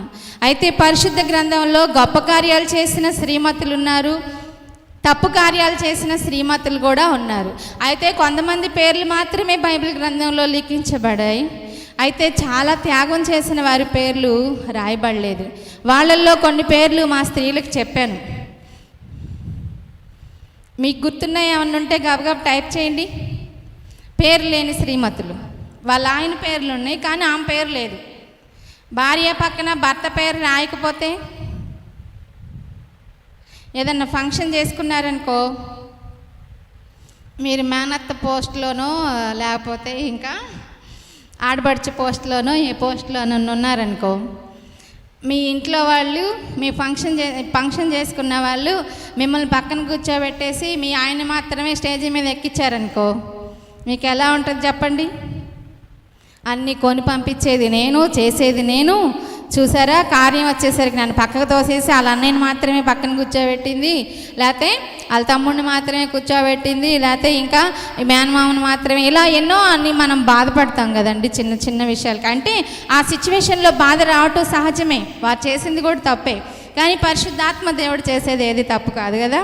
అయితే వాళ్ళు చేసిన గొప్ప త్యాగాలు ఉన్నాయి. ఆ త్యాగాలు చేసిన వారు నా పేరు రాయలేదేంటని వ్యసన పడినట్లయితే ఈరోజు వారిని గురించి మనము ధ్యానం చేసేవారమే కాదు. ఎవరెవరు ఉన్నారో చెప్పండి ఒకసారి. మీకు కూడా కొంచెం నాలెడ్జ్ తెలుసు కదా, లైవ్లో ఉంటున్న మీరు కూడా. పేర్లు లేవు కానీ వాళ్ళ ఆయన పేర్లు మాత్రమే ఉన్నాయి. మా స్త్రీల గుడికి వచ్చే వాళ్ళు టైప్ చేస్తున్నారు, వెరీ గుడ్. మీకు కొంతమంది భార్యలు భర్తల పేర్లు గురించి చెప్పాను కదా. ఉదాహరణకి ఒకటన్నా చెప్పారా?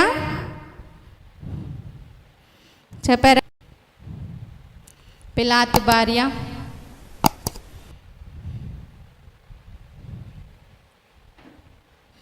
షునేమి పట్టణస్థురాలు, బాగానే గుర్తుపెట్టుకోండి. నోవాహు భార్య. నోవాహు గొప్ప పరిచర్య చేశాడంటే భార్య సపోర్ట్ లేకుండా ఉంటుందంటారా? ఎంతో చేసింది ఆ తల్లి, కానీ పేరు లేదు. కానీ పేరు లేనంత మాత్రాన వారు ఏమీ చేయలేదని కాదు. ఈరోజు కూడా ఒక గొప్ప పేరు లేని స్త్రీని మీకు తీసుకొస్తా ఉన్నాను.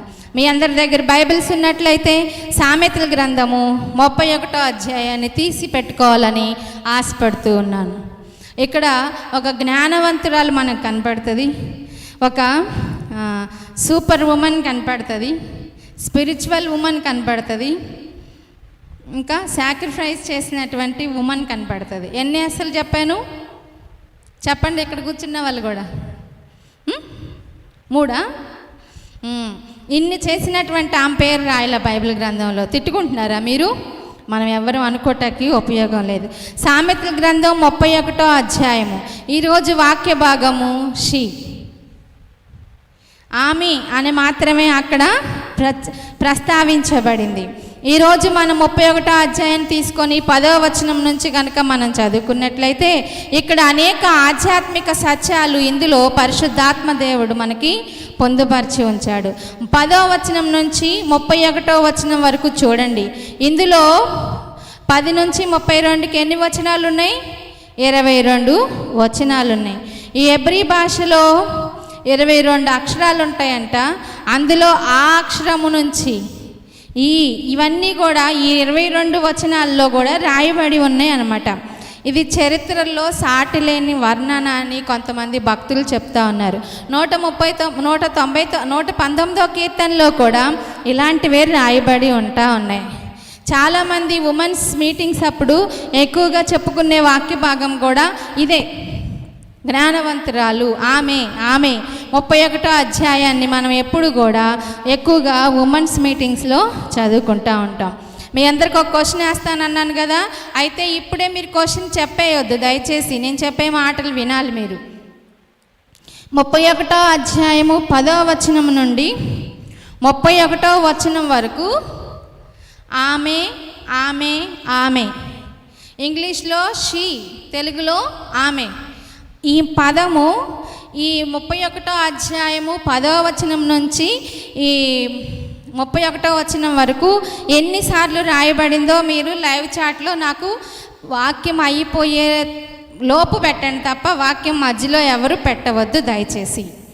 ఇక్కడ మనము ఈ ఆమె అంటే ఆమె ఎవరై ఉంటారు, ఎందుకు ఆమె గురించి పరిశుద్ధాత్మ దేవుడు పరిశుద్ధ గ్రంథంలో రాసి పెట్టాడు. ప్రతి ఉత్తమ ఇల్లాలు, ప్రతి ఉత్తమ మాతృమూర్తి, అలాగే భక్తి కలిగిన మహిళ ఈమె ఆమె అని అక్కడ బోధించబడింది కదా. 31వ అధ్యాయము 10వ వచనం నుంచి మనం చదువుకున్నట్లయితే ఈ రాత్రి కాలమందు 31వ అధ్యాయము 10వ వచనం నుంచి 21 కాదు 31 వరకు మీరు అయిపోయాక చదువుకోండి. చదివే దగ్గర ఆమె అనే ప్లేస్లో మీ పేరు చెప్పుకోండి. అర్థమవుతుందా అండి? 31వ అధ్యాయము 10వ వచనం నుంచి 31వ వచనం వరకు మీరు చదివే వాక్య భాగంలో ఆమె అనే ప్లేస్లో ఎవరి పేరు పెట్టుకోవాలి? మీ పేరే. అప్పుడు మీరు చాలా సంతోషంగా ఉంటారు కదా. సరే, అసలు విషయానికి మనం వద్దాం. ఇక్కడ ప్రస్తావించబడిన ఆమె ఎవరితో సంబంధం కలిగి ఉంది మనము జ్ఞాపకం చేసుకోవాలి. ఇక్కడ సామెతల గ్రంథంలో మరొక విషయం మనం జ్ఞాపకం చేసుకోవాల్సింది ఏంటిదంటే 7వ అధ్యాయంలోనేమో అపవిత్రాలైన స్త్రీ గురించి రాయబడి ఉంది. అదే సామెతలు 31వ అధ్యాయంలో పవిత్రాలైన స్త్రీ షీ ఆమె గురించి చెప్పబడింది అనమాట. ఇక్కడ 7వ అధ్యాయంలోనేమో చెడ్డ పనులు చేసిన స్త్రీ, 31వ అధ్యాయంలోనేమో మంచి పనులు చేసిన స్త్రీ అంటే షీ అంటారు కదా, ఆమె. ఈరోజు మనము ఈమెలో నుంచి ఏం నేర్చుకుంటున్నామో జ్ఞాపకం చేసుకుందాం. 31వ అధ్యాయము 30వ వచనాన్ని మనం చదువుకుందాం. అందం మోసకరం, సౌందర్యం వ్యర్థం, యెహోవా యందు భయభక్తులు కలిగిన స్త్రీ కొనియాడబడను. ఈరోజు మొట్టమొదటిగా స్త్రీల కూడికలో మనందరం కూడుకొని ఉన్నాం కదా. మొట్టమొదటిగా మనం తెలుసుకోవాల్సింది, మొట్టమొదటిగా అంటే మొట్టమొదటి స్త్రీల కూడిక కాదు, మొదటిగా మనం తెలుసుకోవాల్సింది ఏంటిదంటే ఈమె ఏం కలిగి ఉందంట? అందము మోసకరము, సౌందర్యము వ్యర్థము, యెహోవా యందు భయభక్తులు కలిగిన స్త్రీ కొనియాడబడను. ఈరోజు ఆమెలో ఏముంది అంటే ఈమెకి యెహోవా యందు భయభక్తులు. ఇక్కడ మనం మొట్టమొదటిది ఆమె చేసిన త్యాగం ఏంటిదంటే ఆమె దేవుడు, షీ అండ్ హర్ గాడ్. ఈమె ఎవరితో సహవాసం ఉంది? She and her God. ఆమె దేవుడు. ఏ మహిళ అయినా మొదటిగా దేవునితో సంబంధం కలిగి ఉండాలి. ఎవరైనా సరే ఫస్ట్ సహవాసం ఎవరితో మనం ఉండాలి? అది ఆమె జీవితానికి మకుటంగా ఉంటుందంట. అందుకని 31వ సామెతల్లో ఆమెను గురించి పొగడబడుతూ ఉంది. ఎవరైతే దేవునితో సంబంధం కలిగి ఉంటారో ఆయనతో కనుక మనం బాగుంటే అందరితో బాగుంటామంట. అర్థమవుతుందా? ఎవరితో? దేవునితో నీకు సహవాసం ఉంటే ఆటోమేటిక్గా నీకు అందరితో సహవాసం బాగుంటుంది. అందుకనే షీ అండ్ హర్ గాడ్, ఆమె దేవుడు. నీవు నీ దేవునితో సహవాసం ఎలా ఉంది? ఈమె దేవునికే ప్రథమ స్థానం ఇచ్చిందనమాట. ఆ తర్వాత తక్కిన విషయాలు మనమైతే మిగతా అన్ని ముందు, తర్వాత మాత్రం దేవుణ్ణి స్తుతించేవారిగా ఉంటున్నారా? ఈ రాత్రికాలం మంది వాక్యం వింటున్న దేవుని బిడ్డలారా, పనికి మాలిన వాటి అంటే పరిగెత్తటం మాని అసలైన దాన్ని వెతికితే మంచిది. మొట్టమొదట వెతకవలసింది నా నీతిని, నా రాజ్యాన్ని. ఈమె మొట్టమొదటిగా ఏం వెతికిందంట? అందం చూడలేదు, సౌందర్యం చూడలేదు. అవి చేసుకోవద్దని నేను చెప్పట్లేదు, కానీ వాటికంటే ముందుగా నీవు చేయవలసింది ఏంటంటే యెహోవా యందు భయభక్తులు కలిగి ఉండాలి. దేవుని సన్నిధికి వస్తూ, దేవుని బిడ్డగా ఉంటూ, దేవుని మార్గంలో అనుసరిస్తూ నడుస్తూ, దేవుని యందు భయభక్తులు కనుక నీకు లేకపోయినట్లయితే నువ్వు చేస్తున్న మార్గము, నువ్వు చేస్తున్న భక్తి నీకేమాత్రం కూడా ఉపయోగకరమైనది కాదు. ఈ స్త్రీ చెప్తుంది మొట్టమొదటి స్థానం దేవునికి ఇచ్చిందనమాట. 31వ అధ్యాయంలో మనం చదువుకుంటున్నటువంటి స్త్రీ. ఈమెలో ఏమున్నాయంట? దేవుని యందు, యెహోవా యందు భయభక్తులు కలిగినటువంటి స్త్రీ. భయము ప్లస్ భక్తి ఈ రెండు కలిసే ఉంటాయంట. అర్థమవుతుందా? ఇవి ఉన్న స్త్రీలు ఎవరైతే ఈ రెండు కలిగి ఉంటారో వారు కొనియాడబడతారు. వింటున్నారండి? భయము ప్లస్ భక్తి ఏమై ఉండాలి? కలిసి ఉండాలి. మనం చాలా విడగొట్టే స్వభావాలు మనలో మనుషులుగా ఎంతో ఉంటాయి. అయితే ఈ భయము భక్తి ఎప్పుడు కూడా విడిపోకూడదు. అవి కనుక విడిపోయినట్లయితే మనలో సరైనటువంటి ఆత్మీయ అనుభవం లేనట్లే. ఇక్కడున్న స్త్రీకి అయితే మనం చూస్తే ఈమెకి భయం ఉంది, భక్తి ఉంది. ఇవి ఉన్న స్త్రీలు ఏమవుతారంట? ఊరి గవినుల యొద్ద కొనియాడబడతారంట. కొందరికి భయం మాత్రమే ఉంటుంది, కొంతమందికి భక్తి ఉండదు. కొంతమందికి ఏమో భయం ఉంటుంది కానీ భక్తి సరిగ్గా ఉండదు. ఇలా ఉంటే ఏమన్నా మంచిదేనా? భయం ఉంది, భక్తి లేదు, భక్తి ఉంది, భయం లేదు. చాలామందికి సెంటిమెంట్లు ఉంటాయి కదా. ఏంటిదంటే ఉదాహరణకు చెప్తా. ఈ నెల దశమ భాగం ఇవ్వలేదు అనుకోండి, అమ్మో ఈ నెల దశమ భాగం ఇవ్వలేదు, జ్వరం వచ్చేసింది. దీన్ని ఏమంటారు? భయం. అంతే. ఈరోజు చర్చికి వెళ్ళలేదనుకో, అమ్మో ఇవాళ చర్చికి వెళ్ళలేదు, అందుకే మధ్యాహ్నం అన్నం వండుతుంటే కుక్కర్ పేలిపోయింది, అమ్మో నేను చర్చికి వెళ్ళిపోవటం వల్ల నాకు ఈ కష్టం వచ్చేసింది అనుకుంటాం. రోజు ప్రార్థన చేసే సమయం మానేసామనుకో, ఆ రోజు తలనొప్పి వచ్చిందనుకో, అమ్మో ఈరోజు ప్రార్థన చేయలేదు నాకు తలనొప్పి. అంటే వీళ్ళకి ఏముందంటే ఉట్టి భయమే, సెంటిమెంటు. అబ్బో చర్చికి వెళ్ళకపోతే ఏదో అవిద్ది, లేకపోతే దశమ భాగం ఇవ్వకపోతే ఏదో అవుతుంది. ఈ సెంటిమెంట్ అంటే భయమే తప్ప ఏమీ లేదు. ఇలాంటి భయమైన వాతావరణంలో చాలామంది జీవిస్తూ ఉంటారు. ఇక్కడ దేవుని వాక్యం వింటున్న దేవుని బిడ్డలారా, మీతో నేను ఒక మాట అంటా ఉన్నాను. మరి దేవుడు మరీ అంత ప్రేమ లేనివాడంటారా?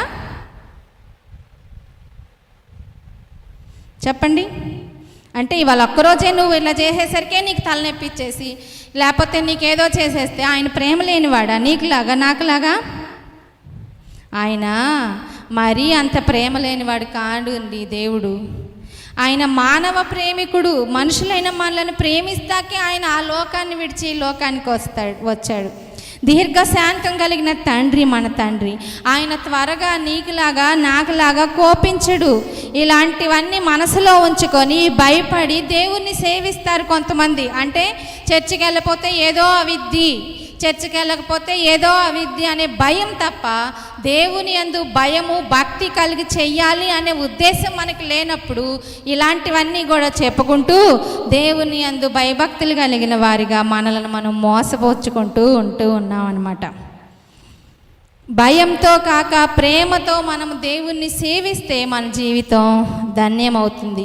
సామెతల గ్రంథంలో భయభక్తులు అను మాటలు చాలాసార్లు రాయబడి ఉన్నాయి. ఈ గ్రంథం అంతట్లో 1వ వచనం నుంచి మొట్టమొదటిగా ఈ అధ్యాయానికి కీ వచనం సామెతలు 1వ అధ్యాయము 7వ వచనంలో యెహోవా యందు భయభక్తులు కలిగి ఉండుట తెలివికి మూలము.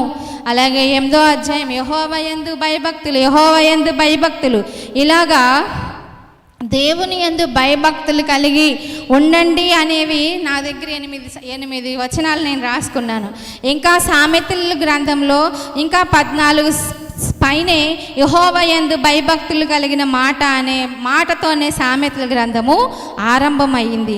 అంటే యెహోవా యందు ఎవరైతే భయభక్తులు కలిగి జీవిస్తారో వారు ఏమవుతారంట? కొనియాడబడతారు. ఇక్కడ మనం చదువుకున్నటువంటి యెహోవా యందు భయభక్తులతో ఆరంభమైనటువంటి సామెతల గ్రంథము యెహోవా యందు భయభక్తులు కలిగిన స్త్రీ కొనియాడబడును అనే మాటతో ముగించబడుతుంది. అదే 31వ అధ్యాయం 30వ వచనం. అంటే భయము భక్తి ఎప్పుడు కూడా ఎలా ఉండాలి? కలిసే ఉండాలి. ఈమె ఇంతగా కొనియాడబడటానికి కారణం ఏంటంటే ఆమె దేవుడు. She and her God. ఎప్పుడైతే నీవు దేవునితో సహవాసం కలిగి ఉంటావో ముందు నీకు ఆశీర్వాదం వస్తూ ఉంటుంది. ముందు దేవుడు నిన్ను బలపరుస్తూ ఉంటాడు. ఒక స్త్రీగా నిన్ను చేసినందుకు దేవుడు సంతోషిస్తున్నాడు. అయితే ఆ స్త్రీగా నీవు దేవుని యందు భయభక్తులు కలిగి ఉండాలని ప్రభు కోరుకుంటూ ఉన్నాడు. రెండవది, ఈ సామెతల గ్రంథంలో మనం ఆమె అనే పేరు లేదు, ఆమె పేరు పేరు లేని స్త్రీ గురించి మాట్లాడుకుంటున్నాం. ఇంకోటి ఫస్ట్ ఆమె ఎవరితో సహవాసం చెప్పండి? షీ అండ్ హర్ గాడ్, దేవుడితో సహవాసం. రెండో సహవాసం మనం ఎవరితో కలిగి ఉండాలంటే షీ అండ్ హర్ హస్బెండ్. అర్థమవుతుందా అండి? షీ అండ్ హర్ హస్బెండ్ అంటే ఆమె భర్త. ఈమె ఫస్ట్ ఎవరితో సహవాసం? దేవునితో సహవాసం. తర్వాత ఆమె భర్త, ఆమె పెనిమిటి 31వ అధ్యాయము 11వ వచనంలో ఆమె పెనిమిటి ఆమె యందు నమ్మిక ఉంచును. ఈమె భర్త ఈమె మీద ఏం పెట్టుకున్నాడంట? నమ్మకం. భార్యాభర్తల మధ్య ఉండవలసింది ఏంటిది? గత వారాల్లో కూడా నేను చెప్తూ వస్తూ ఉన్నాను. పటిష్టమైన కుటుంబంలో ఒకరినొకరు ప్రేమించుకోవాలి, ఒకరికొకరు లోబడుతూ ఉండాలి. తర్వాత ఒకరి మీద ఒకరికి నమ్మకం. భార్య మీద భర్తకి నమ్మకం, భర్త మీద భార్యకి నమ్మకం. మొదట ఈ స్త్రీ ఎవరిని నమ్మింది? మొదట దేవుడు, తర్వాత భర్త. ఆమె భర్త కూడా ఆమె మీద ఏముంచాడంట? నమ్మిక ఉంచాడు. చాలామంది తమ భార్యల్ని నమ్మని పురుషులు ఎంతోమంది ఉన్నారు. మందిరాలకు వెళ్తూ ఏంటి, ప్రార్థన చేయటం ఏంటి, ఏం చేసినా సరే కొంతమందిలో ఉన్న స్వభావాలు మారని పురుషులు ఎంతోమంది ఉంటున్నారు. ఈ రాత్రికాలం మన దేవుని వాక్యం ఏంటిన దేవుని బిడ్డలారా, మీ ఇద్దరి మధ్య నమ్మకత్వం ఉందా? ఒకరినొకరు నమ్మకంగా ఉంటున్నారా?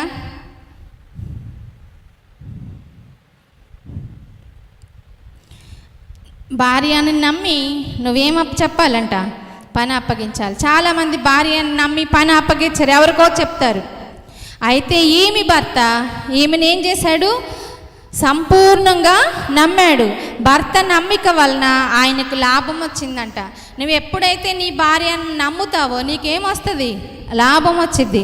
ఆమె భర్త ఆమెను నమ్మటం వలన ఆయనకేం కూరిందంట? లాభం చేకూరింది. అతని లాభానికి ఎప్పుడు కూడా నష్టం జరగలేదంట.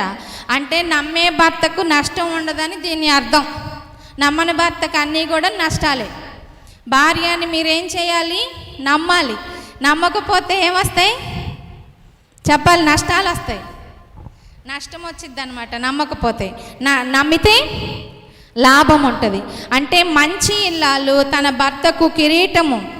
భక్తి కలిగిన ఈమె తాను బ్రతుకు దినములన్నీ కూడా భర్తకి ఏం చేస్తుందంట? మేలే చేస్తుంది కానీ కీడు చేయదు. నిజంగా భార్య భర్తలు ఇద్దరు కూడా ఒకరికొకరు ఏమై ఉండాలి? నమ్మకంగా ఉండాలి, నమ్మకం కలిగి ఉండాలి. నమ్మకం కలిగి ఉండటము ఎంతో గొప్పదనమాట. ఈమె భర్త ఆమెను ఏం చేశాడంట? నమ్మాడు. మంచి ఇల్లాలు తన భర్తకి ఏం చేస్తుందంట? కిరీటం. భర్తకి ఎప్పుడు కూడా మేలు చేసేదిగా ఉంటుంది. 31వ అధ్యాయము 23వ వచనంలో ఆమె పెనిమిటి ఆమెను ఏం చేస్తున్నాడంట? పొగుడుతాడు. అనగా లేనివి చెప్పటం కాదు, భార్య చేసినవి ఇతరులకు చెప్పి అందరి ముందు ఆమెను ఏం చేస్తున్నాడంట? ఆయన పొగుడుతూ ఉన్నాడు. కొంతమంది భర్తలు అసలు పొగడరు, అభినందించరు. మరి ఏంటో వాళ్ళ ఉద్దేశం నాకు తెలియదు. భార్యలు ఎంత ప్రేమ చూపించినా సరే నిర్లక్ష్య వైఖరి కనపరుస్తూ ఉంటారు. అంటే అమ్మో ఇది ప్రేమిస్తుంది కాబట్టి నేను ఇలా అంటే మళ్ళీ నేను ఎక్కడ లోకు అయిపోతానేమో అని సొంత ఊహ అంతే తప్ప భార్య ఎప్పుడు కూడా భర్తని లోకు చేయదు. ఎందుకంటే భర్తకి ఎప్పుడు మద్దతు ఇచ్చే స్త్రీలుగానే సహజంగా ఉంటారు. ఎక్కడో నోటికి ఒకరిద్దరు ఉన్నారని అని స్త్రీలందరూ అలా ఉంటారని కొట్టి పారేయకూడదు. దేవుని వాక్యం ఏంటన్నా దేవుని బిడ్డలారా, అర్థమవుతుందా దేవుని వాక్యము? ఈ స్త్రీ దేవుడు ఆమెని ఎలా హెచ్చించాడంటే ముందుగా ఆమె దేవుణ్ణి కలిగి ఉంది. రెండవది ఆమె భర్త ఆమె నమ్మకం కలిగి కుటుంబ వ్యవస్థని నడిపిస్తూ ఉన్నారన్నమాట. భర్త ఎప్పుడు కూడా భార్యని ఏం చేయాలంట? అభినందిస్తూ ఉండాలి. మంచి కూర వండినప్పుడు, మంచి పనులు చేసినప్పుడు మెచ్చుకోవటం మర్చిపోవద్దు దయచేసి పురుషులారా. అలా గనక మీరు అభినందించలేదనుకోండి ఇంకెప్పుడు కూడా మంచి కార్యం చేయాలని వారు అనుకోరు. చాలామంది ఏ కూర వండినా ఏం వండినా ఏం బాగాలేదంటారంట. చాలాసార్లు మీకు చెప్పే ఉంటాను. ఒక ఆయనకంట ఎప్పుడు భార్య ఎంత మంచిగా కూరలు వండినా సరే ఆయనకి ఇష్టం ఉండదంట. చిచ్చి ఏంటి ఇలా ఉండేవు అని అంటాడంట. ఒక రోజున ఎప్పుడు కూడా ఆ పక్కింటి ఆవిడ కూరేసింది, అది బాగుంది అని చెప్పేవాడంట. ఏమేం చేసేదంటే ఇంక రోజు ఇదే గోల ఎందుకులే అని చెప్పి ఏ కూర వండినా సరే ఈయన ఇష్టపడట్లేదని చెప్పి ఆ కూర వండగానే తీసుకెళ్ళి పక్క ఆవిడకి ఇచ్చొచ్చేదంట. ఇచ్చొచ్చినప్పుడు ఇంకా ఆయన భోజనానికి రాగానే ఏం కూర వండావంటే పలానా కూర, ఛీ నీ మొహం లాగా ఉంటుంది ఈ కూర, పక్కన ఏం కూర వండిందో అడిగి తీసుకురా అంటే వెళ్ళి తెస్తే, చూసావా ఇది కూర అంటే ఇలా ఉండాలి, ఇంత టేస్ట్గా ఉండాలి అంటే భర్త అవివేక మంచోడా చెప్పండి? ఆల్రెడీ ఈయన ఉద్దేశం ఎరిగిన స్త్రీ ఏం చేసింది? ఇది ఆమె ఉండిందే, అది ఆమె ఉండిందే. కానీ మనుషుల యొక్క మనస్తత్వాలు ఇలా ఉంటాయి అన్నమాట, మెచ్చుకోగుట్లా. ఇలాగే ఒకరోజు గోంగూర పచ్చడి చేసిందంట భార్య. అయితే ఇది గోంగూర పచ్చడి నీ మొహంలాగా ఉందన్నాడంట. అప్పుడు పక్కన ఆమె దగ్గరికి వెళ్ళి వేసుకురా, అయితే బాగా చేసిద్ది అన్నాడంట. సరేనని ఆ పక్కన ఆమె దగ్గరికి వెళితే అక్కడ చక్కగా వేడివేడిగా గోంగూర పచ్చడి ఉందంట. అది తీసుకొచ్చి వేస్తే అన్నం తింటూ అన్నాడంట, గోంగూర పచ్చడి అంటే ఇలా ఉండాలి, నీ మొహం ఎన్ని సంవత్సరాలు అయింది పెళ్ళయి నువ్వు గోంగూర పచ్చడి నేర్చుకోలేదు అన్నాడంట. అప్పుడు ఆమె అందంట ఏం తెచ్చిందంటే పక్కింటికి వెళ్తా వెళ్తా అప్పుడే గేదె పేడేసిందంట. ఆ పేడ కూడా గోంగూర పచ్చడిలాగానే ఉంటుంది కదా, అది తెచ్చి వేస్తే పేడ ఎలా ఉంది ఆయనకి పక్కింటి వాళ్ళు వేసేసారు అనేసరికి మధురంగా ఉంది. ఇలాంటి పురుషులు లేరంటారా? అలాంటి ఏమంటారు మాయలో ఉండి చాలామంది భార్యని మెచ్చుకుంటే ఈమె ఎక్కడో నెత్తి మీద ఎక్కేసిద్దేమో అని ఎప్పుడు కించపరిచే స్వభావాలు ఉండకూడదు. ఈ రాత్రి కాలమందు ఇక్కడ మనం చదువుకుంటున్న ఈమె భర్త ఎలాంటి వాడంట? మెచ్చుకునేవాడు. మీరు కూడా మీ భార్య చేసే పనులను బట్టి మెచ్చుకోండి. మెచ్చుకున్నారనుకో ఇంకోసారి మంచి కార్యము చేస్తారు. ఎందుకంటే భార్య దేవుడిచ్చిన దానం అండి. అది మంచిగా ఉన్నా చెడుగా ఉన్నా నీదే, ఎందుకంటే నువ్వు చేసుకున్నావు కాబట్టి. ఒకవేళ నువ్వు అనుకున్నట్టుగా నీ భార్య లేదనుకో, ఈ రాత్రికాలం మందు ప్రార్థన చేసి దేవుని దగ్గర అడుగు, ప్రభువా మరి నేను యెహోవా ఇచ్చి దానం అన్నావు. అయితే చెప్తారు కదా చాలామంది వివాహాల్లో, భార్య దొరికిన వానికి మేలు దొరికినంటే ఆ పాషి గారు మేలు అనుభవి తేలన్నారంట. ఆయన ఎందుకో అన్నాడేమో అనుకున్నారంట, పోను జీవితంలో తేలులాగానే కుడుతూ ఉందంట. అలాంటి సందర్భాలుగా ఉన్నప్పుడు ప్రార్థన చేసుకోవాలి పురుషులు, దేవుని నమ్మిన వారైతే. ఈ రాత్రి కాలం మంది దేవుని వాక్యం వింటున్న బిడ్డలారా, నీ విషయంలో నీ కుటుంబ విషయంలో నీకు భార్య నీ దేవుడే దానంగా ఇచ్చాడు. వాక్యం చెప్తుంది కదా సామెతలు 19:4 గృహము విత్తము పితరులు ఇచ్చినటువంటి స్వాస్యము, సుబుద్ధి గల భార్య మాత్రం యెహోవా యొక్క దానం. నీ భార్య సుబుద్ధిగా మంచిగా ఉంటుంది అంటే దేవుడు నీకు దానం చేసి ఇచ్చాడని గుర్తుంచుకో. అందుకని దేవుని వాక్యాన్ని మనం ఏం చేయాలి? నమ్మాలి. ఈ విషయం చాలామందికి తెలియక పొరపాట్లు చేస్తూ ఉంటారు. ఈరోజు సామెతల గ్రంథం మనం చదువుకుంటున్నాం కదా, 31వ అధ్యాయం 10 నుంచి 31 వరకు ఉన్న వచనాలలో ఆమె అనే పేరు ఎన్నిసార్లు ప్రస్తావించబడిందో మీరు లెక్కబెడుతూ నా వాక్యాన్ని వినుకోకుండా నిర్లక్ష్యం చేస్తున్నారని నాకు అనిపిస్తుంది. ఏమంటారు? అయ్యేలోపు పంపించండి, ముందు మాత్రం వినండి. ఇప్పటికి ఆమెలో 2 గుణాలు విన్నాం. ఒకటి ఆమె దేవుడు, షీ అండ్ హర్ గాడ్. రెండవది షీ అండ్ హర్ హస్బెండ్. తర్వాత స్త్రీలకి ఇంపార్టెంట్ది ఏంటిదంటే, మొట్టమొదటిగా నువ్వు రక్షించబడిన దేవుని బిడ్డగా ఉన్నావు కాబట్టి మొదటి స్థానం నీ దేవునికి ఇవ్వు. అంతేగాని నాకు ఇలా అయ్యావు ఇలా చేసావని ఎవరిని సనిగేవారిగా మనం ఉండొద్దు. రెండవది నీ భర్తని నువ్వు ప్రేమించాలి.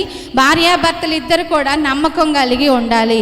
అలా నమ్మకంగా వెళ్ళినప్పుడు మీకు లాభాలే తప్ప నష్టాలు ఏమాత్రం కూడా ఉండవు. ఒకరినొకరు అభినందించుకోవటం, మెచ్చుకోవటం. ప్రత్యేకంగా పురుషులు స్త్రీని మెచ్చుకోండి. ఈ స్త్రీని తన భర్త మెచ్చుకుంటూ ఉన్నాడు. ఈ రాత్రి కాలం మంది ఇప్పటి వరకు నొచ్చుకున్నావేమో నీ భార్య విషయమై, ఇప్పుడే నీవు ఆమెని మెచ్చుకోవటం ప్రారంభించాలి. మూడవది షీ అండ్ హర్ చిల్డ్రన్. ఆమె పిల్లలు. దేవుని వాక్యం మనం వింటున్నాం. 31వ అధ్యాయం తీసి పెట్టుకున్నారనుకుంటున్నాను. 31వ అధ్యాయం 27వ వచనంలో ఆమె తన ఇంటి వారి నడతను బాగుగా కనిపెట్టును. 28వ వచనంలో ఆమె కుమారులు లేచి ఆమెని ధన్యురాలందురు. ఏమి పిల్లలు, ఆమె పిల్లలు సహవాసం ఎంత బాగుందో చూసారా. ఆమె పిల్లల ఎడల చూపే శ్రద్ధకి ఇవి నిదర్శనాలు. మా మమ్మీ చాలా త్యాగం చేసింది, మా మమ్మీ మా కొరకు ఎన్నో పనులు చేసింది అని ఆమె పిల్లలు ఏం చేస్తున్నారంట, ఆమెని గురించి పొగుడుతూ ఉన్నారు. ఇంత పొగడత కంటే కావాల్సింది ఏ తల్లి ఏం కోరుకుంటుందండి చెప్పండి? బిడ్డలతోటి పట్టెడు అన్నము బంగారంగా మాట్లాడే మాట అర్థమవుతుందా? ఇంత ముద్ద మంచి మాట తల్లిదండ్రులకు కావాల్సింది. ఈ దినాల్లో అది కరువైపోతున్న రోజుల్లో మనం ఉంటూ ఉన్నాము. ఎంతో త్యాగం చేసి తల్లిళ్ళు తండ్రులు మనలను పెంచి పెద్ద చేయకపోతే మనంగా ఇంతటి వారం అవ్వగలుగుతామా? మనకి ఒకరు ఇద్దరు పిల్లలు ఉంటేనే వారిని పెంచడానికి నానా తంటాలు నానా తిప్పలు పడుతూ ఉన్నాం. ఎన్నెన్నో మేలుమైనవి తెచ్చి పెడుతున్నా సరే మన పిల్లలు బలహీనలుగానే ఉంటూ ఉన్నారు. ఆ దినాల్లో ఏం పెట్టి పోషించారో ఏం చేశారో మనం చూసారో ఎంత పుష్టిగా ఉంటూ ఉన్నాము. ఎన్ని బలహీనతలు ఉన్నప్పటికీ కూడా దేవుని వాక్యం వింటున్న దేవుని బిడ్డలారా, ఒక స్త్రీ తన పిల్లల దగ్గర నుంచి మంచి సాక్ష్యం పొందుకుంటే ఇంకంతకంటే కావాల్సింది ఏముంది ఆ తల్లికి? ఈ రాత్రి కాలం మంది సామెతల గ్రంథంలో మనం చదువుకుంటున్న ఈ స్త్రీని చూస్తే ఆమె పిల్లలు ఆమెను ఏం చేస్తున్నారంట? మా అమ్మ చాలా గొప్పది అని చెప్పి అమ్మను గురించి వారు సాక్ష్యం చెప్తా ఉన్నారు. అమ్మ పిల్లల్ని ఏం చేస్తుందంట? గమనిస్తుంది కదా. తల్లికి పిల్లలు ఎప్పుడు ఎలా ఉంటారో తెలిసిపోతుంది. మీ పనులను బట్టి మాకు చక్కగా అర్థమవుతాయి. అంటే కనిపెట్టడం అంటే మేము సిఐడీలు అని చెప్పట్లా. మీరు బాగుంటే తెలిసిపోతారు, బాగోలేకపోతే తెలుస్తారు. మీ మొహాలు ముభావంగా ఉంటే మాకు తెలుస్తారు. అంటే ఒక స్త్రీకి ఆమె బిడ్డల ఎడల చాలా అవగాహన ఉంటుందన్నమాట. అందుకే మదర్స్ డే రోజు మనం చెప్పుకున్నాం కదా, తల్లి పాత్ర చాలా విలువైనది, బాధ్యత కలిగినది, భారంతో కూడింది అన్నమాట. ఈ స్త్రీ కూడా గమనించుతుంది. అంటే తప్పు చేసినప్పుడు ప్రేమతో మందలించటం, వారి కష్ట నష్టాలతో జయ అపజయాలలో కూడా వారిని ఆదరించటం. పిల్లలు కూడా మా అమ్మ ధన్యురాలని ఏం చేస్తున్నారంట? పొగుడుతున్నారంట. అమ్మ చూపిన మార్గమును తలంచి దేవునికి కృతజ్ఞతాస్తుతులు చెల్లిస్తూ ఉన్నారు. అమ్మను గౌరవించే పిల్లలు ధన్యులంట. అర్థమవుతుందా? అందుకే తల్లిని ఏం చేయాలంట? గౌరవించాలి. మాకు తెలిసిన మామగారు ఉన్నారు, వాళ్ళకు బెంగళూరులో ఉంటారు వాళ్ళ అమ్మాయి. వాళ్ళ మనవడైతే లేచి ఆయన కాలేజీకి వెళ్ళి మళ్ళీ ఇంటికి వచ్చే సమయంలో అమ్మ ఎన్నిసార్లు కనపడితే అన్నిసార్లు అమ్మ కాళ్ళకు దండం పెడుతూనే ఉండేవాడు. ఆయనకి అంత ప్రేమ తల్లి అంటే. కానీ చివరికి ఆయన పెళ్లి చూడటానికి వాళ్ళ అమ్మ లేకుండా అయిపోయింది. పాపం చాలా బాధేసింది. తల్లిని అంతగా గౌరవించేవాడు. లేవగానే అమ్మ వంటగదిలో ఉంటే వెళ్ళి అమ్మ కాళ్ళకు దండం పెట్టుకునేవారు. అనిలు విగ్రహారాధన చేస్తారు. అయితే ఆయనకున్న ఆచార ప్రకారం ఏం చేసేవాళ్ళంట? వాళ్ళ అమ్మని వెళ్ళగానే అమ్మ కాళ్ళకు దండం పెట్టుకోవటం, గౌరవించే అంతగా తల్లిని ఏం చేసేవాడు? ఆ పిల్లోడు గౌరవించేవాడు. దేవుడి దయని బట్టి తల్లిదండ్రులు విడిచినా నేను విడువనన్న ప్రభు ఆయనకి వివాహం చేసి మంచి పిల్లల్నిచ్చి మంచి ఉద్యోగస్తుడిగా స్థిరపడ్డాడు అనుకోండి. అయితే అమ్మను గౌరవించే పిల్లలు ఏమవుతారంట? ధన్యులు అవుతారు. పిల్లలకు బుద్ధి చెప్పే అంత జ్ఞానం అమ్మ దగ్గర ఉంది. జ్ఞాపకం చేసుకోండి. నీకేం తెలుసు అని సిల్లీగా మీరు మాట్లాడేస్తారు మా గురించి. అయితే మీ జ్ఞానం చెప్పే జ్ఞానము దేవుడు మాకు ఇచ్చాడు. ఎవరైతే ఆ మాట నమ్ముతారో వాళ్ళ తల్లిని ఏం చేస్తారంట? గౌరవిస్తారు. మనకి దేవుడు పిల్లల్ని ఎందుకు ఇచ్చాడు చెప్పాలి ఒకసారి. పిల్లలు మనకి దేవుడు ఇచ్చినటువంటి దానాలు. పిల్లలు దేవుడు మనకు అనుగ్రహించిన స్వాస్యము. పిల్లలు దేవుడు అనుగ్రహించిన బహుమానాలు. ఇవన్నీ దేవుడు మనకి చాలా ప్రేమించి ఇచ్చాడండి. వాటిని మనము జాగ్రత్తగా పెంచాలి. అలా పెంచినప్పుడు ఆమె పిల్లలు ఆమెనేమన్నారంట? 28వ వచనంలో ఆమె కుమారులు లేచి ఆమెని ధన్యురాలు అంటారు. ఇప్పటికీ ఆమెలో ఉన్నటువంటి షీలో ఉన్న ఒక స్త్రీలో ఉన్న సుగుణాల గురించి మీకు ఈ రాత్రి కాలం అంది చెప్తూ ఉన్నాను. ఒక పేరు రాయలేదని నిరాశ లేదు. ఆమె ఎన్నో గొప్ప త్యాగం చేసింది. ఆమెకు పేరు లేకుండా ఉంటుందంటారా? ఎవ్వరు పేరు పెట్టుకోకుండా ఉంటారా పిల్లలకి పుట్టాక? అయితే ఆమె పేరు రాయబడలేనప్పటికీ కూడా ఆమె చేసిన త్యాగాలు చాలా గొప్పవి. స్త్రీ ఆమె దేవుడు. She and her God. She and her husband, she and her children. ఇంకోటి ఆమెలో ఉన్నటువంటి సుగుణాన్ని మనం చేసుకుందాం. ఆమె పనివారు, షీ అండ్ హర్ సర్వెంట్స్. ఆమె పనివారి ఏడలు కూడా 31వ అధ్యాయము 20వ వచనాన్ని మనం చదువుకున్నట్లయితే 31వ అధ్యాయము 20వ వచనాన్ని, దీనులకు తన చేయి చాపును, దరిద్రులకు చేతులు చాపును. అంటే పని తన ఇంట్లో పని చేసేవారిని కూడా ఏమేం చేస్తుందంట, ప్రేమిస్తుంది. చాలామంది యజమానురాళ్ళు గర్వంగా ఉంటారు. తమ ఇళ్లలో పనిచేసేవారిని దూషించటం, కించపరచటం, అలాగే తక్కువగా మాట్లాడటం చేస్తూ ఉంటారు. అయితే ఈమె చాలా సంపన్నురాలు, గొప్ప రాజవంశంలో ఉన్నటువంటి స్త్రీ. అయితే ఈమె ఏం చెప్తుంది అంటే తన పనివారికి కూడా ఏం చేస్తుందంట, ప్రేమించేదిగా, సర్వెంట్స్ని కూడా జాలి చూపేదిగా. కించుపరచటం దేవుని దృష్టిలో పాపం, కానీ ఈమె దీని ఎడల కటాక్షం కలిగి ఉంది. వారిని ప్రేమిస్తుందంట, వాళ్లకు చేయి చాచి ధర్మం చేస్తుందంట, అక్కర్లో ఉన్న వారి అక్కర్లను కూడా తీరుస్తుందంట. ఇలాంటి యజమానురాలు ఎంత గొప్పదో కదండి. దేవుడు నిన్ను కూడా ఒక యజమానురాలుగా చేసినట్లయితే నీవు కూడా ఆ పనిలో నమ్మకంగా ఉండాలి. ఆమె చీకటిగా ఉన్నప్పుడే ఏం చేస్తుందంట, లేచి తన ఇంటి వారందరికీ కూడా ఆహారాన్ని సిద్ధపరుస్తుందంట. పనివారికి బత్తం కొలిచి ఇస్తుందంట. బీదలను కటాక్షించువాడు ధన్యుడు అని చెప్పి దేవుని వాక్యం సెలవిచ్చిన ప్రకారంగా అట్టి వారికి, బీదలకు సహాయం చేసేవారికి 7 దీవెనలు కలుగుతాయంట. ఎన్ని దీవెనలు? 7 దీవెనలు. ఏమేంటో ఒకసారి చెప్తాను గబగబా, గుర్తుపెట్టుకోండి. ఎవరైనా పేదవారికి మనం సహాయం చేస్తే వారు ఆశీర్వదించబడతారంట. కీడు కాలంలో యెహోవా వారిని విడుదల చేస్తాడంట. ఎవరిని? సహాయం చేసిన వారిని. యెహోవా వారిని కాపాడుతాడంట. అతని ప్రాణం యెహోవా కాపాడుతాడంట. భూమి మీద అతడికి ఎంతో క్షేమం కలుగుతుందంట. దేవుడు అతని శత్రువులకు అప్పగించాడంట. మంచం పట్టినప్పుడు యెహోవా అతన్ని ఆదరిస్తాడంట. రోగంతో పండుకున్నప్పుడు అతని పడకని దేవుడు ఏం చేస్తాడంట, మార్చివేస్తాడు. ఎవరికి సహాయం చేసినప్పుడు? దీనులకు. మాకు తెలిసినటువంటి ఒక ఆవిడ ఉన్నారు, వాళ్ళకి కూడా మంచి బిజినెస్ ఉంది. అయితే ఈ లాక్డౌన్ కారణం వలన వాళ్ళ బిజినెస్ అంతా లాస్ అయిపోయింది. వాళ్ళు కూడా ఎంతోమందికి ఎంప్లాయ్మెంట్ కలిగిస్తూ ఉన్నారు. అయితే మరి అందరిని కూడా మరి ఇంకా ఇప్పుడులో అవదేమో, మరి మీరు వేరే ఉద్యోగాలు ఏమన్నా చూసుకోండి అయ్యా అని చెప్తే ఒక ఆయన మాత్రం, అమ్మ నాకు ఇంకా ఎక్కడికి వెళ్ళలేను, మీరే నాకు అన్నీ చేయగలరు అన్నారంట.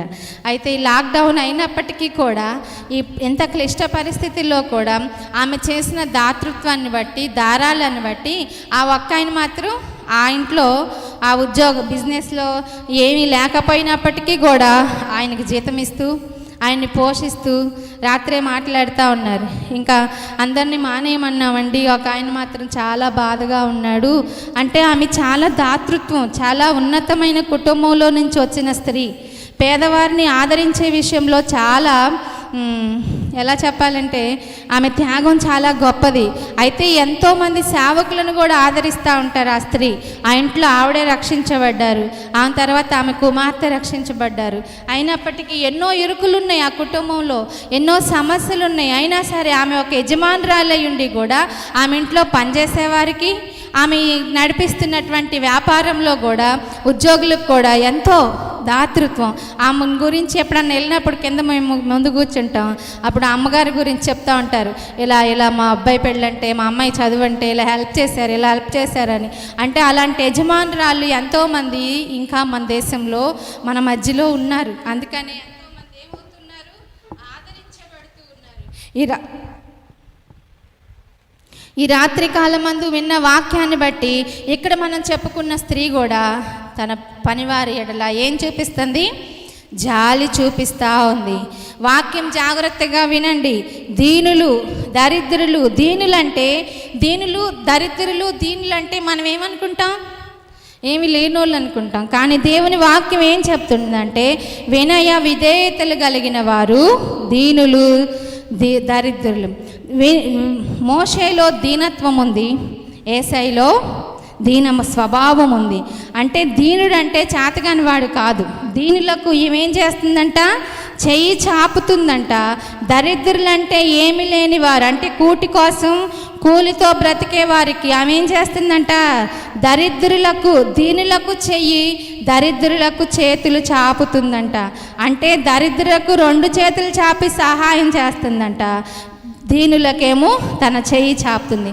బీదలను కటాక్షించువారు ధన్యులని దేవుని యొక్క వాక్యము సెలవిస్తూ ఉంది. వాక్యం ముగించడానికి నేను వస్తూ ఉన్నాను. వాక్యం శ్రద్ధగా వింటున్నారనుకుంటూ ఉన్నాను. ఈ రాత్రి కాలమందు కొనియాడబడినటువంటి స్త్రీ పేరు రాయబడలేదు, కానీ ఆమె చేసింది చాలా గొప్పది.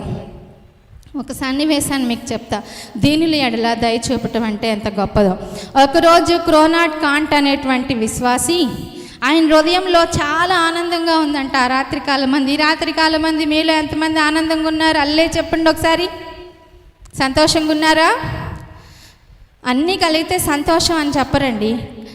నేనున్న స్థితిలోనే సంతృప్తిని కలిగించు, ఏమున్నా లేకున్నా స్తుతి చేయుట నేర్పించు, కష్టాలు ఎదురైనా కష్టాలు ఎదురైనా కన్నీళ్ళు ఎదురైనా యేసయ్యను ఏం చేయాలంట? స్తుతించాలంట.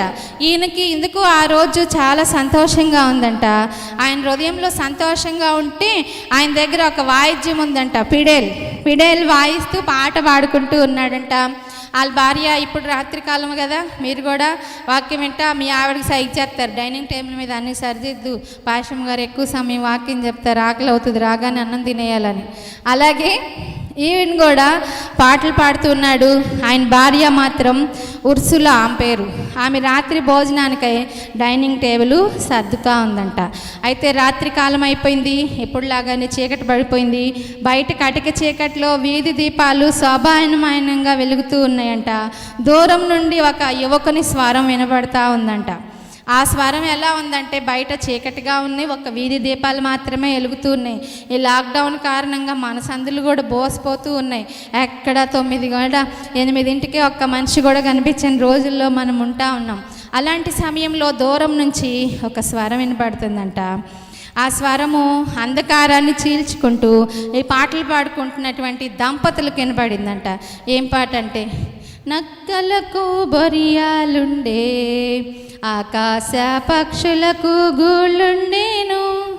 ఈయనేమో పాడుతున్నాడంటే, నక్కలకు బొరియలు ఉన్నాయి, తలదాచుకోవటానికి నాకు స్థలం లేదు అనే పాట పాడుకుంటూ ఒక యవనస్తుని స్వరము వినబడిందంట. ఆ పాట ఎక్కడో వినపడుతూ ఉంది. వీళ్ళు ఇక్కడ గదిలో ఉండి వింటూ ఉన్నారు. ఈలోపు టక్ టక్ టక్ మని ఇంటి శబ్దము, తలుపు కొట్టిన శబ్దం అయిందంట. ఎవరా తలుపు కొట్టారని చెప్పి ఆ క్రోనాట్ గారు వెళ్ళి తలుపు తెరిచాడంట. అయితే ఇందాక ఎక్కడో దూరం నుంచి పాట వినబడిందే, ఆ 12 ఏళ్ల వయసు ఉందంట ఆ కుర్రోడికి. ఆ కుర్రోడు వచ్చి గడప కొట్టాడంట. గడప కొట్టి నిలబడి మళ్ళీ ఆ పాట పాడుతున్నాడంటే, పాట పాడుతూ అడుక్కుంటున్నాడు అనమాట పాపం యవనస్తుడు. ఆ తర్వాత పాట పాడేసిన తర్వాత అన్నాడంట, యేసు ప్రభుని గురించి, యేసు ప్రభు పేరట నాకు కొంచెం అన్నం పెడతారా అని అడిగాడంట ఆ దంపతులను ఈ కుర్రవాడు. అప్పుడే వాళ్ళు భోజనాలు సిద్ధం చేసుకుంటూ ఉన్నారు కదా.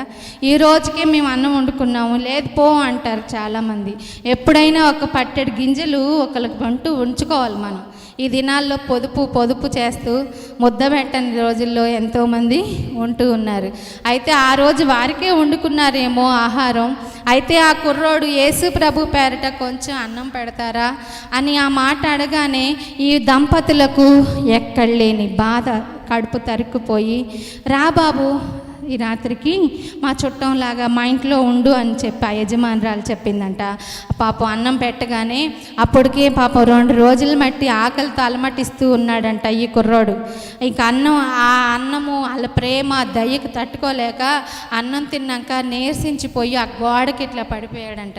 చూసారు, ఆకలి వేసిన తర్వాత అన్నం తింటే హుషారు రావాలి, కానీ నీరసం వచ్చింది. ఎప్పుడైనా ఈ అనుభవాలు మీకు ఉన్నాయా? నా జీవితంలో కూడా చాలా అనుభవాలు ఇలాంటివి ఉన్నాయి. ఆకలి వేసినప్పుడు అన్నం సమయానికి లేక, ఆ తర్వాత అన్నం తినిన తర్వాత ఎంతో నీరసం, చెమట పట్టి చల్లగా అయిపోయిన రోజులు కూడా మా జీవితాల్లో ఎన్నో ఉన్నాయి. ఇది చదువుతుంటే నాకు అదే బాధ వస్తూ ఉంది. అయితే ఆ పిల్లోడు ఏం చేశాడంట, దయను కూడా తట్టుకోలేక గోడకి ఒరిగిపోయాడంట.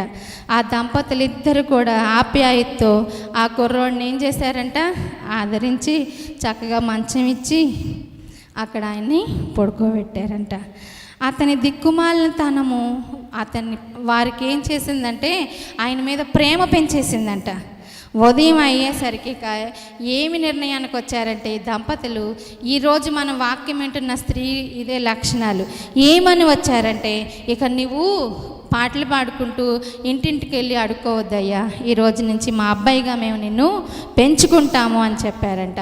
అలాగా ఆ దంపతులు ఆ అబ్బాయిని పెంచుకున్నారు. ఆయన పెద్దోడయ్యాక గురు విద్య కావాలని సెమినరీకి వెళ్ళాడు. కొంతకాలానికి సెమినరీకి వెళ్ళిన తర్వాత అందులో నిపుణత సంపాదించుకొని ఒక సంఘానికి గురువయ్యాడు. తర్వాత మహా గొప్ప సంస్కరణకర్త అయ్యాడు. ఆయనే మార్టిన్ లూథర్. ఏమీ లేని దిక్కు దశ లేని సమయంలో పాట పాడుకుంటూ తిరుగుతూ ఉన్నటువంటి ఆయనకి ఆకలి తీర్చి గొప్ప విద్య చేసి ఇంత గొప్ప సంస్కరణకర్తని మార్టిన్ లూథర్ స్థాపించిన సంఘాలు ఎన్నో ఉన్నాయి.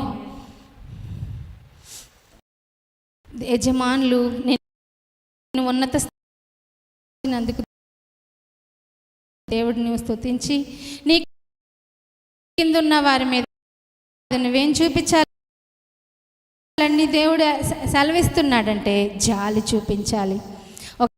ఒక భక్తుడు చెప్పాడు, మాస్లమణి గారని ఆయన గొప్ప సింగర్ అన్నమాట, రచయిత అనమాట. చాలా చాలా గొప్ప గొప్ప పాటలు రాశారు. ఆ పాటలు రాసినటువంటి ఆయన చెప్పాడు, యేసు నామం పేరట, యేసై నామం పేరట పట్టెడు అన్నం గొప్పడి బియ్యం ఇస్తే అది మనము పరలోక రాజ్యంలో పెట్టుబడి అవుతుందంట. అర్థమవుతుందా? గుప్పడు అన్నం పట్టెడు బియ్యం దేవుని పేరట నువ్వు ఇస్తే కనుక నువ్వు దాన్ని ఎక్కడ పెట్టుబడి పెట్టుకుంటున్నావు? ఈ రాజ్యంలో ఎక్కడ పెట్టుబడి పెట్టినా నీకు లాభం రావచ్చు రాకపోవచ్చు, కానీ దేవుని సన్నిధిలో నీ పెట్టుబడి ఏమవుతుందంట? అభివృద్ధి.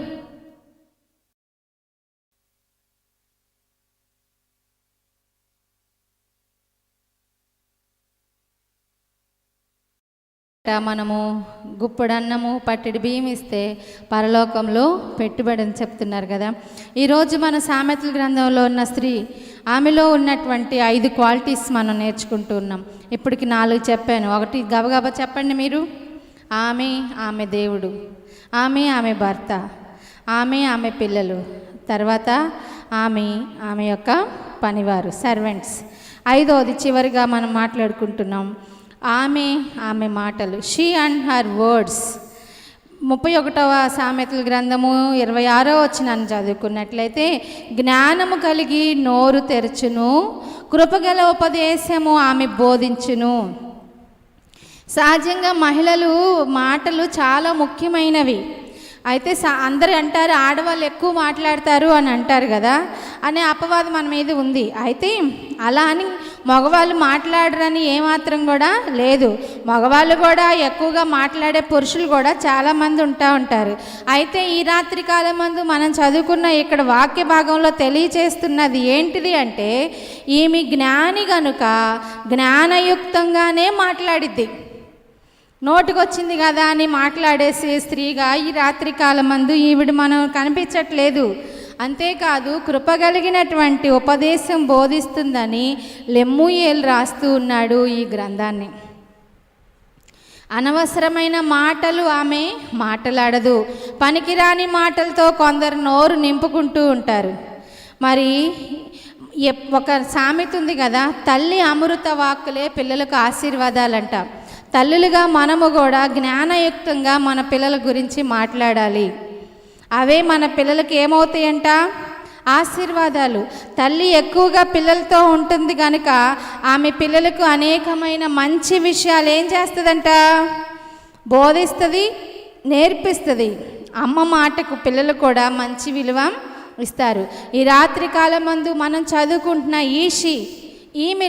ఆమెలో ఆమె మాటలు కూడా ఎలా ఉన్నాయంట? చాలా ఆశీర్వాదకరంగా ఉన్నాయని చెప్పి రాత్రికాలమందు సామెతల గ్రంథం ద్వారా పరిశుద్ధాత్మ దేవుడు మనతో మాట్లాడుతూ ఉన్నాడు. గొప్ప ప్రెసిడెంట్ అయినటువంటి అబ్రహాం లింకన్ తల్లి మాటలు అబ్రహాం లింకన్ని ప్రభావితం చేసేయంట. వాళ్ళ అమ్మ చెప్పిన ఉపదేశం చేత ఆయన దాన్ని తీసుకొని దేశానికి గొప్ప ప్రెసిడెంట్గా అవ్వాడు. అలాగే మంచి బోధకుడైనటువంటి అగస్టిన్, ఆయన తల్లి పేరు మోనిక. ఆ మోనిక ప్రార్థన మరియు ఆమె మాటలు అగస్టిన్ని పరిశుద్ధంగా మార్చబడ్డాయంట. ఒకసారి అగస్టిన్ని గురించి వాళ్ళు ప్రసంగికులు ఇంటర్వ్యూ చేసినప్పుడు, అగస్టిన్ మీరు ఇలా ఎలా వచ్చారు అంటే, నా తల్లి యొక్క కన్నీటి ప్రవాహంలో పరలోక రాజ్యాన్ని కొట్టుకొని వచ్చాడంట. ఒక పడవ కొట్టుకొని వెళ్ళాలన్నా, ఒక నీళ్ళలో వస్తువు జారాలన్నా అక్కడ ప్రవాహం ఎంతో ఉధృతంగా ఉంటేనే కదండి అది వెళ్ళేది. అంటే మోనిక తన కుమారుడు కోసం ఎంత కన్నీరు కార్చింది ఉంటుందో అర్థం చేసుకోండి ఒకసారి. ఆయన చెప్తున్న ఒక సాక్ష్యం ఏంటంటే వాళ్ళ అమ్మ గురించి, మా అమ్మ యొక్క కన్నీటి ప్రవాహంలో నేను పరలోకానికి కొట్టుకొని వచ్చానని. ఇలాంటి మాతృమూర్తులు మాటలు వారి పిల్లలకి ఎంతో ప్రభావితం చేస్తూ ఉన్నాయి. ఈ రాత్రికాలమందు స్త్రీగా, ఒక గృహిణిగా, ఒక తల్లిగా నీ మాటలు ఎలా ఉంటున్నాయని నేను ఈ రాత్రికాలమందు ప్రశ్న వేస్తూ ఉన్నాను. ఈ రాత్రికాలమందు వాక్యం వింటున్న దేవుని బిడ్డలకు ఈమె మాటలు కూడా ఎలా ఉన్నాయంట? జ్ఞానం. నీవు కూడా నీ కుటుంబంలో నీ పిల్లల దగ్గర మాట్లాడేటప్పుడు, అలాగే తోటి వారితో మాట్లాడేటప్పుడు మన మాటలు జ్ఞానయుక్తమైనవిగాను, అలాగే ఇతరులకు ఏమిచ్చేయంట? కృపగల ఉపదేశాలుగా మీరు చెయ్యాలని చెప్పి రాత్రికాలమందు మీతో నేను ఈ వాక్యాన్ని పంచుకుంటున్నాను. ఈ సందర్భంగా నాకు ఒక స్త్రీ గుర్తొస్తూ ఉంది. స్త్రీల కుడికిలో మనం ఆమెను గురించి ఎన్నోసార్లు ధ్యానం చేసుకుంటూ ఉన్నాము.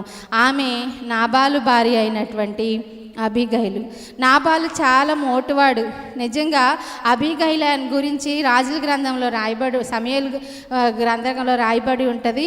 ఆమె రూపసి, సౌందర్యవతి. అయితే మోటువాడు, ఏమీ అందం లేనటువంటి ఆయనకి తీసుకెళ్ళి అమ్మాయిని కట్టారు. అలాంటప్పుడు ఆ స్త్రీ ఏమనుకుంటుంది చెప్పండి? మోటు స్వభావం గలవాడు. నాబాలు ఏమాత్రం కూడా జ్ఞానం లేని మాటలు మాట్లాడేవాడు. దావీదుని విసర్జించాడు. దావీదు తన పనివారంతో వెళ్ళాడు నాబాల్ని చంపాలని. ఆ విషయం తెలుసుకున్న అబీగైలు దావీదు దగ్గరికి వెళ్ళింది. తన పనివాడితో చెప్తాడు కదా, ఆయన మాట విని దావీదు దగ్గరికి వెళ్ళింది. ఆమె మాటలు దావీదు గారి మనసుని ఏం చేసినాయి అంట? ప్రసన్నం చేయగలిగిందంట. భర్తనేమో మరణం నుండి తప్పించిందంట. అబీగైలు మాట చాలా ఏమంటారు? మృదువైన స్వభావం కలిగినది. మాటల్లోనే చాలా జ్ఞానం ఉంటుంది. చాలామంది స్త్రీలు పెటపెట అనేస్తారు. ఆ మాటలు ఇతరులకి ఎంత గాయమైనవో వారికి తెలియదు.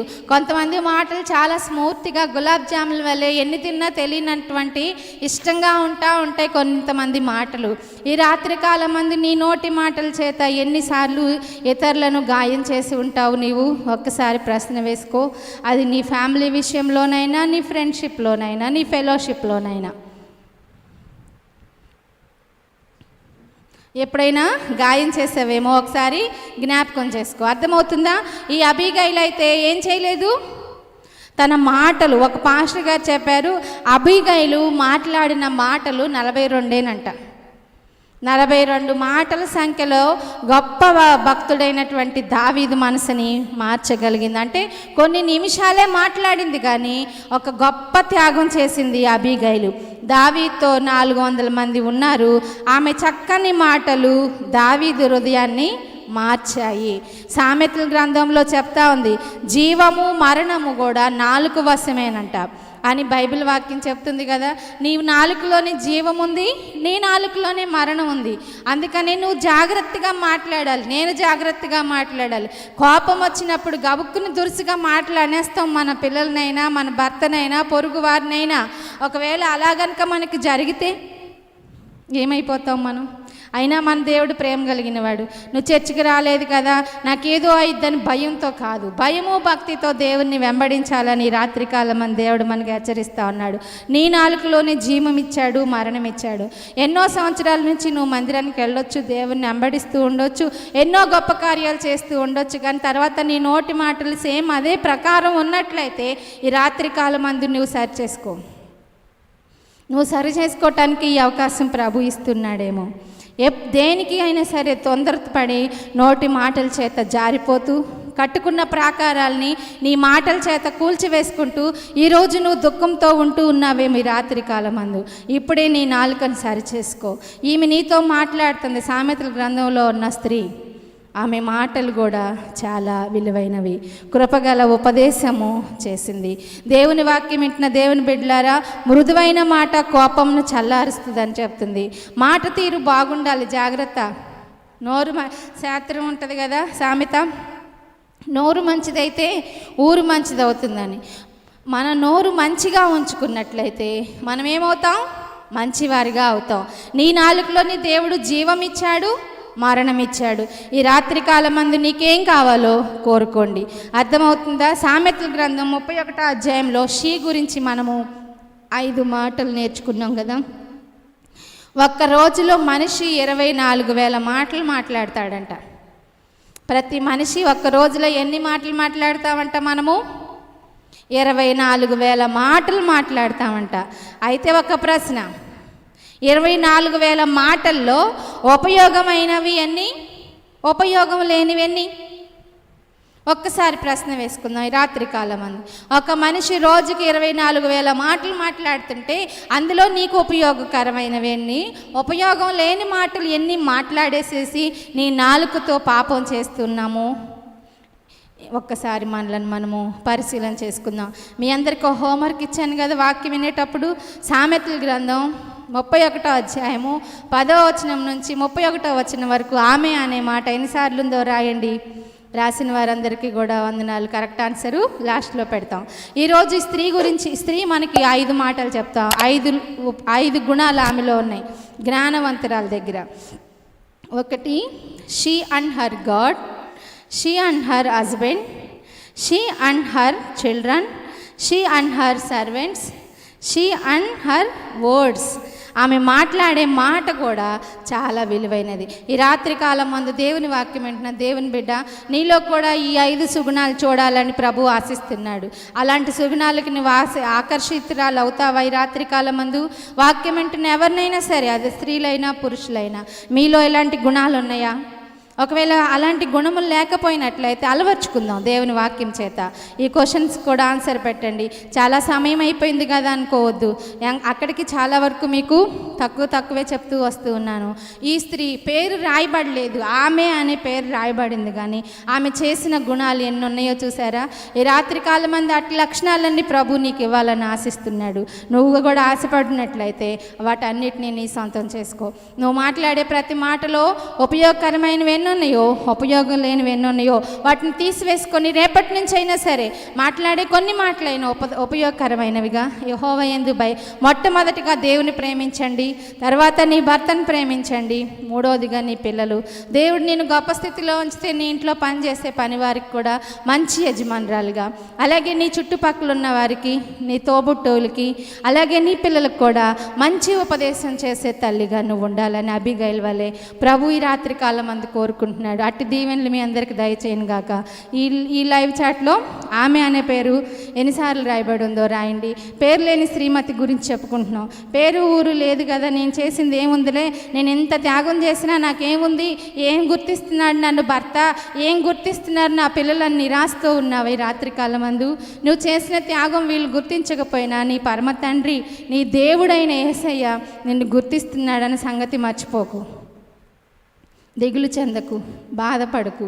నీవు మంచితనాన్ని చేస్తూ ముందుకెళ్తూ ఉన్నట్లయితే ఈ దీవెనలన్నీ కూడా ఈ రాత్రి కాలం మందు వాక్యం విన్న మీకు ప్రాప్తించును గాక. ప్రార్థన చేసుకుందామా? ఒక్క నిమిషం మనలను మనం సరి చేసుకుందాం. నీ మనసు ఎలాగుంది? ఒక స్త్రీగా ఆమె దేవుడు ముందు అందాన్ని గురించి, వేరే వాటి గురించి కాదు, దేవుని గురించి, అంటే యెహోవా యందు భయభక్తులు కలిగిన స్త్రీ కొనియాడబడుతుందంట. ఆమె భర్త ఆమె యందు నమ్మిక ఉంచాడంట. ఆమె పనులను బట్టి ఆమె భర్త ఆమెని కొనియాడాడంట. ఆమె పిల్లలు కూడా లేచి ధన్యురాలని చెప్పారంట. అలాగే ఆమె చేస్తున్న పనివారు కూడా, అమ్మో మా యజమానురాలు దీనులకు చేయి చాపిద్ది, దరిద్రులకు చేతులు చాపిద్ది అని చెప్తున్నారు ఆమెను గురించి. నీ గురించి ఏ సాక్ష్యం వింటున్నావు నీవి రాత్రి కాలమందు? నీ మాటలు ఎలాంటి మాటలుగా ఉన్నాయి? కత్తిపోట్లు లాంటి మాటలు మాట్లాడు నాలుక ఉందని చెప్తున్నాడు బైబిల్ గ్రంథంలో దావీదు భక్తుడు. నీ నాలుక ఎలాంటి మాటలు మాలుకుతుంది? రోజుకి 24,000 మాటలు మనం మాట్లాడితే ఎన్ని నీకు ఉపయోగంగా ఉన్నాయి, ఎన్ని ఉపయోగం లేనివిగా ఇతరుల గురించి చెప్పుకుంటూ మంచిగా ఉంటూ చూస్తున్నప్పుడేం మంచిగా ఉంటూ మనిషి లేనప్పుడేం వ్యర్థంగా చెప్పుకుంటున్న మాటలన్నిటినీ ప్రభువు లెక్కిస్తాడంట. అయితే ఈ స్త్రీలో అలాంటి లక్షణం లేదు. ఈ రాత్రి కాలమందు వాక్యం వింటున్న దేవుని బిడ్డలారా, మీలో ఎలాంటి లక్షణం ఉందో సరి చేసుకుని. అబీగైలు 42 మాటలే మాట్లాడింది, అంటే కొన్ని నిమిషాలే మాట్లాడింది, కానీ అవి ఉపయోగకరమైన మాటలు. అవి ఆమె కుటుంబాన్ని బలపరిచింది. ప్రార్థన చేసుకుందాం. మమ్మల్ని మిక్కిలిగా ప్రేమించుచున్న మా ప్రియ పరలోకపు తండ్రి, ఈ రాత్రి కాలమందు శుక్రవారపు స్త్రీల కూడిక ద్వారా మీరు మాతో మాట్లాడిన మాటలను బట్టి వందనాలు. 31వ సామెతల్లో ఉన్న స్త్రీ, ఆమెలో ఉన్న 5 సుగుణాలు. ఆమె నిన్ను వెంబడించింది, ఆమె భర్తను నమ్మింది, భర్త ఆమెను నమ్మాడు, ఆమె పిల్లలు కూడా ఆశీర్వదించబడ్డారు, ఆమెను బట్టి ఆమె పనివారు ఆశీర్వదించబడ్డారు, ఆమె మాటల చేత ప్రాంతంలో ఉన్న అనేక మంది దీవించబడ్డారు. యేసయ్య, ఈ రాత్రి కాలమందు వాక్యం వింటున్న ప్రతి స్త్రీతో కూడా మీరు మాట్లాడండి, ప్రతి ఒక్కరితో మీరు మాట్లాడండి. మేము కూడా ఈమెలో ఉన్న సుగుణాలను తెలుసుకొని వాటిని మా కుటుంబ జీవితంలోకి, ఆధ్యాత్మిక జీవితంలోనికి మలుచుకొని మీకు మహిమ తెచ్చే బిడ్డలుగా, మీకు మహిమ తెచ్చే కుటుంబాలుగా మా కుటుంబాలు ఉండినట్లుగా నీ కృప దయచేయండి.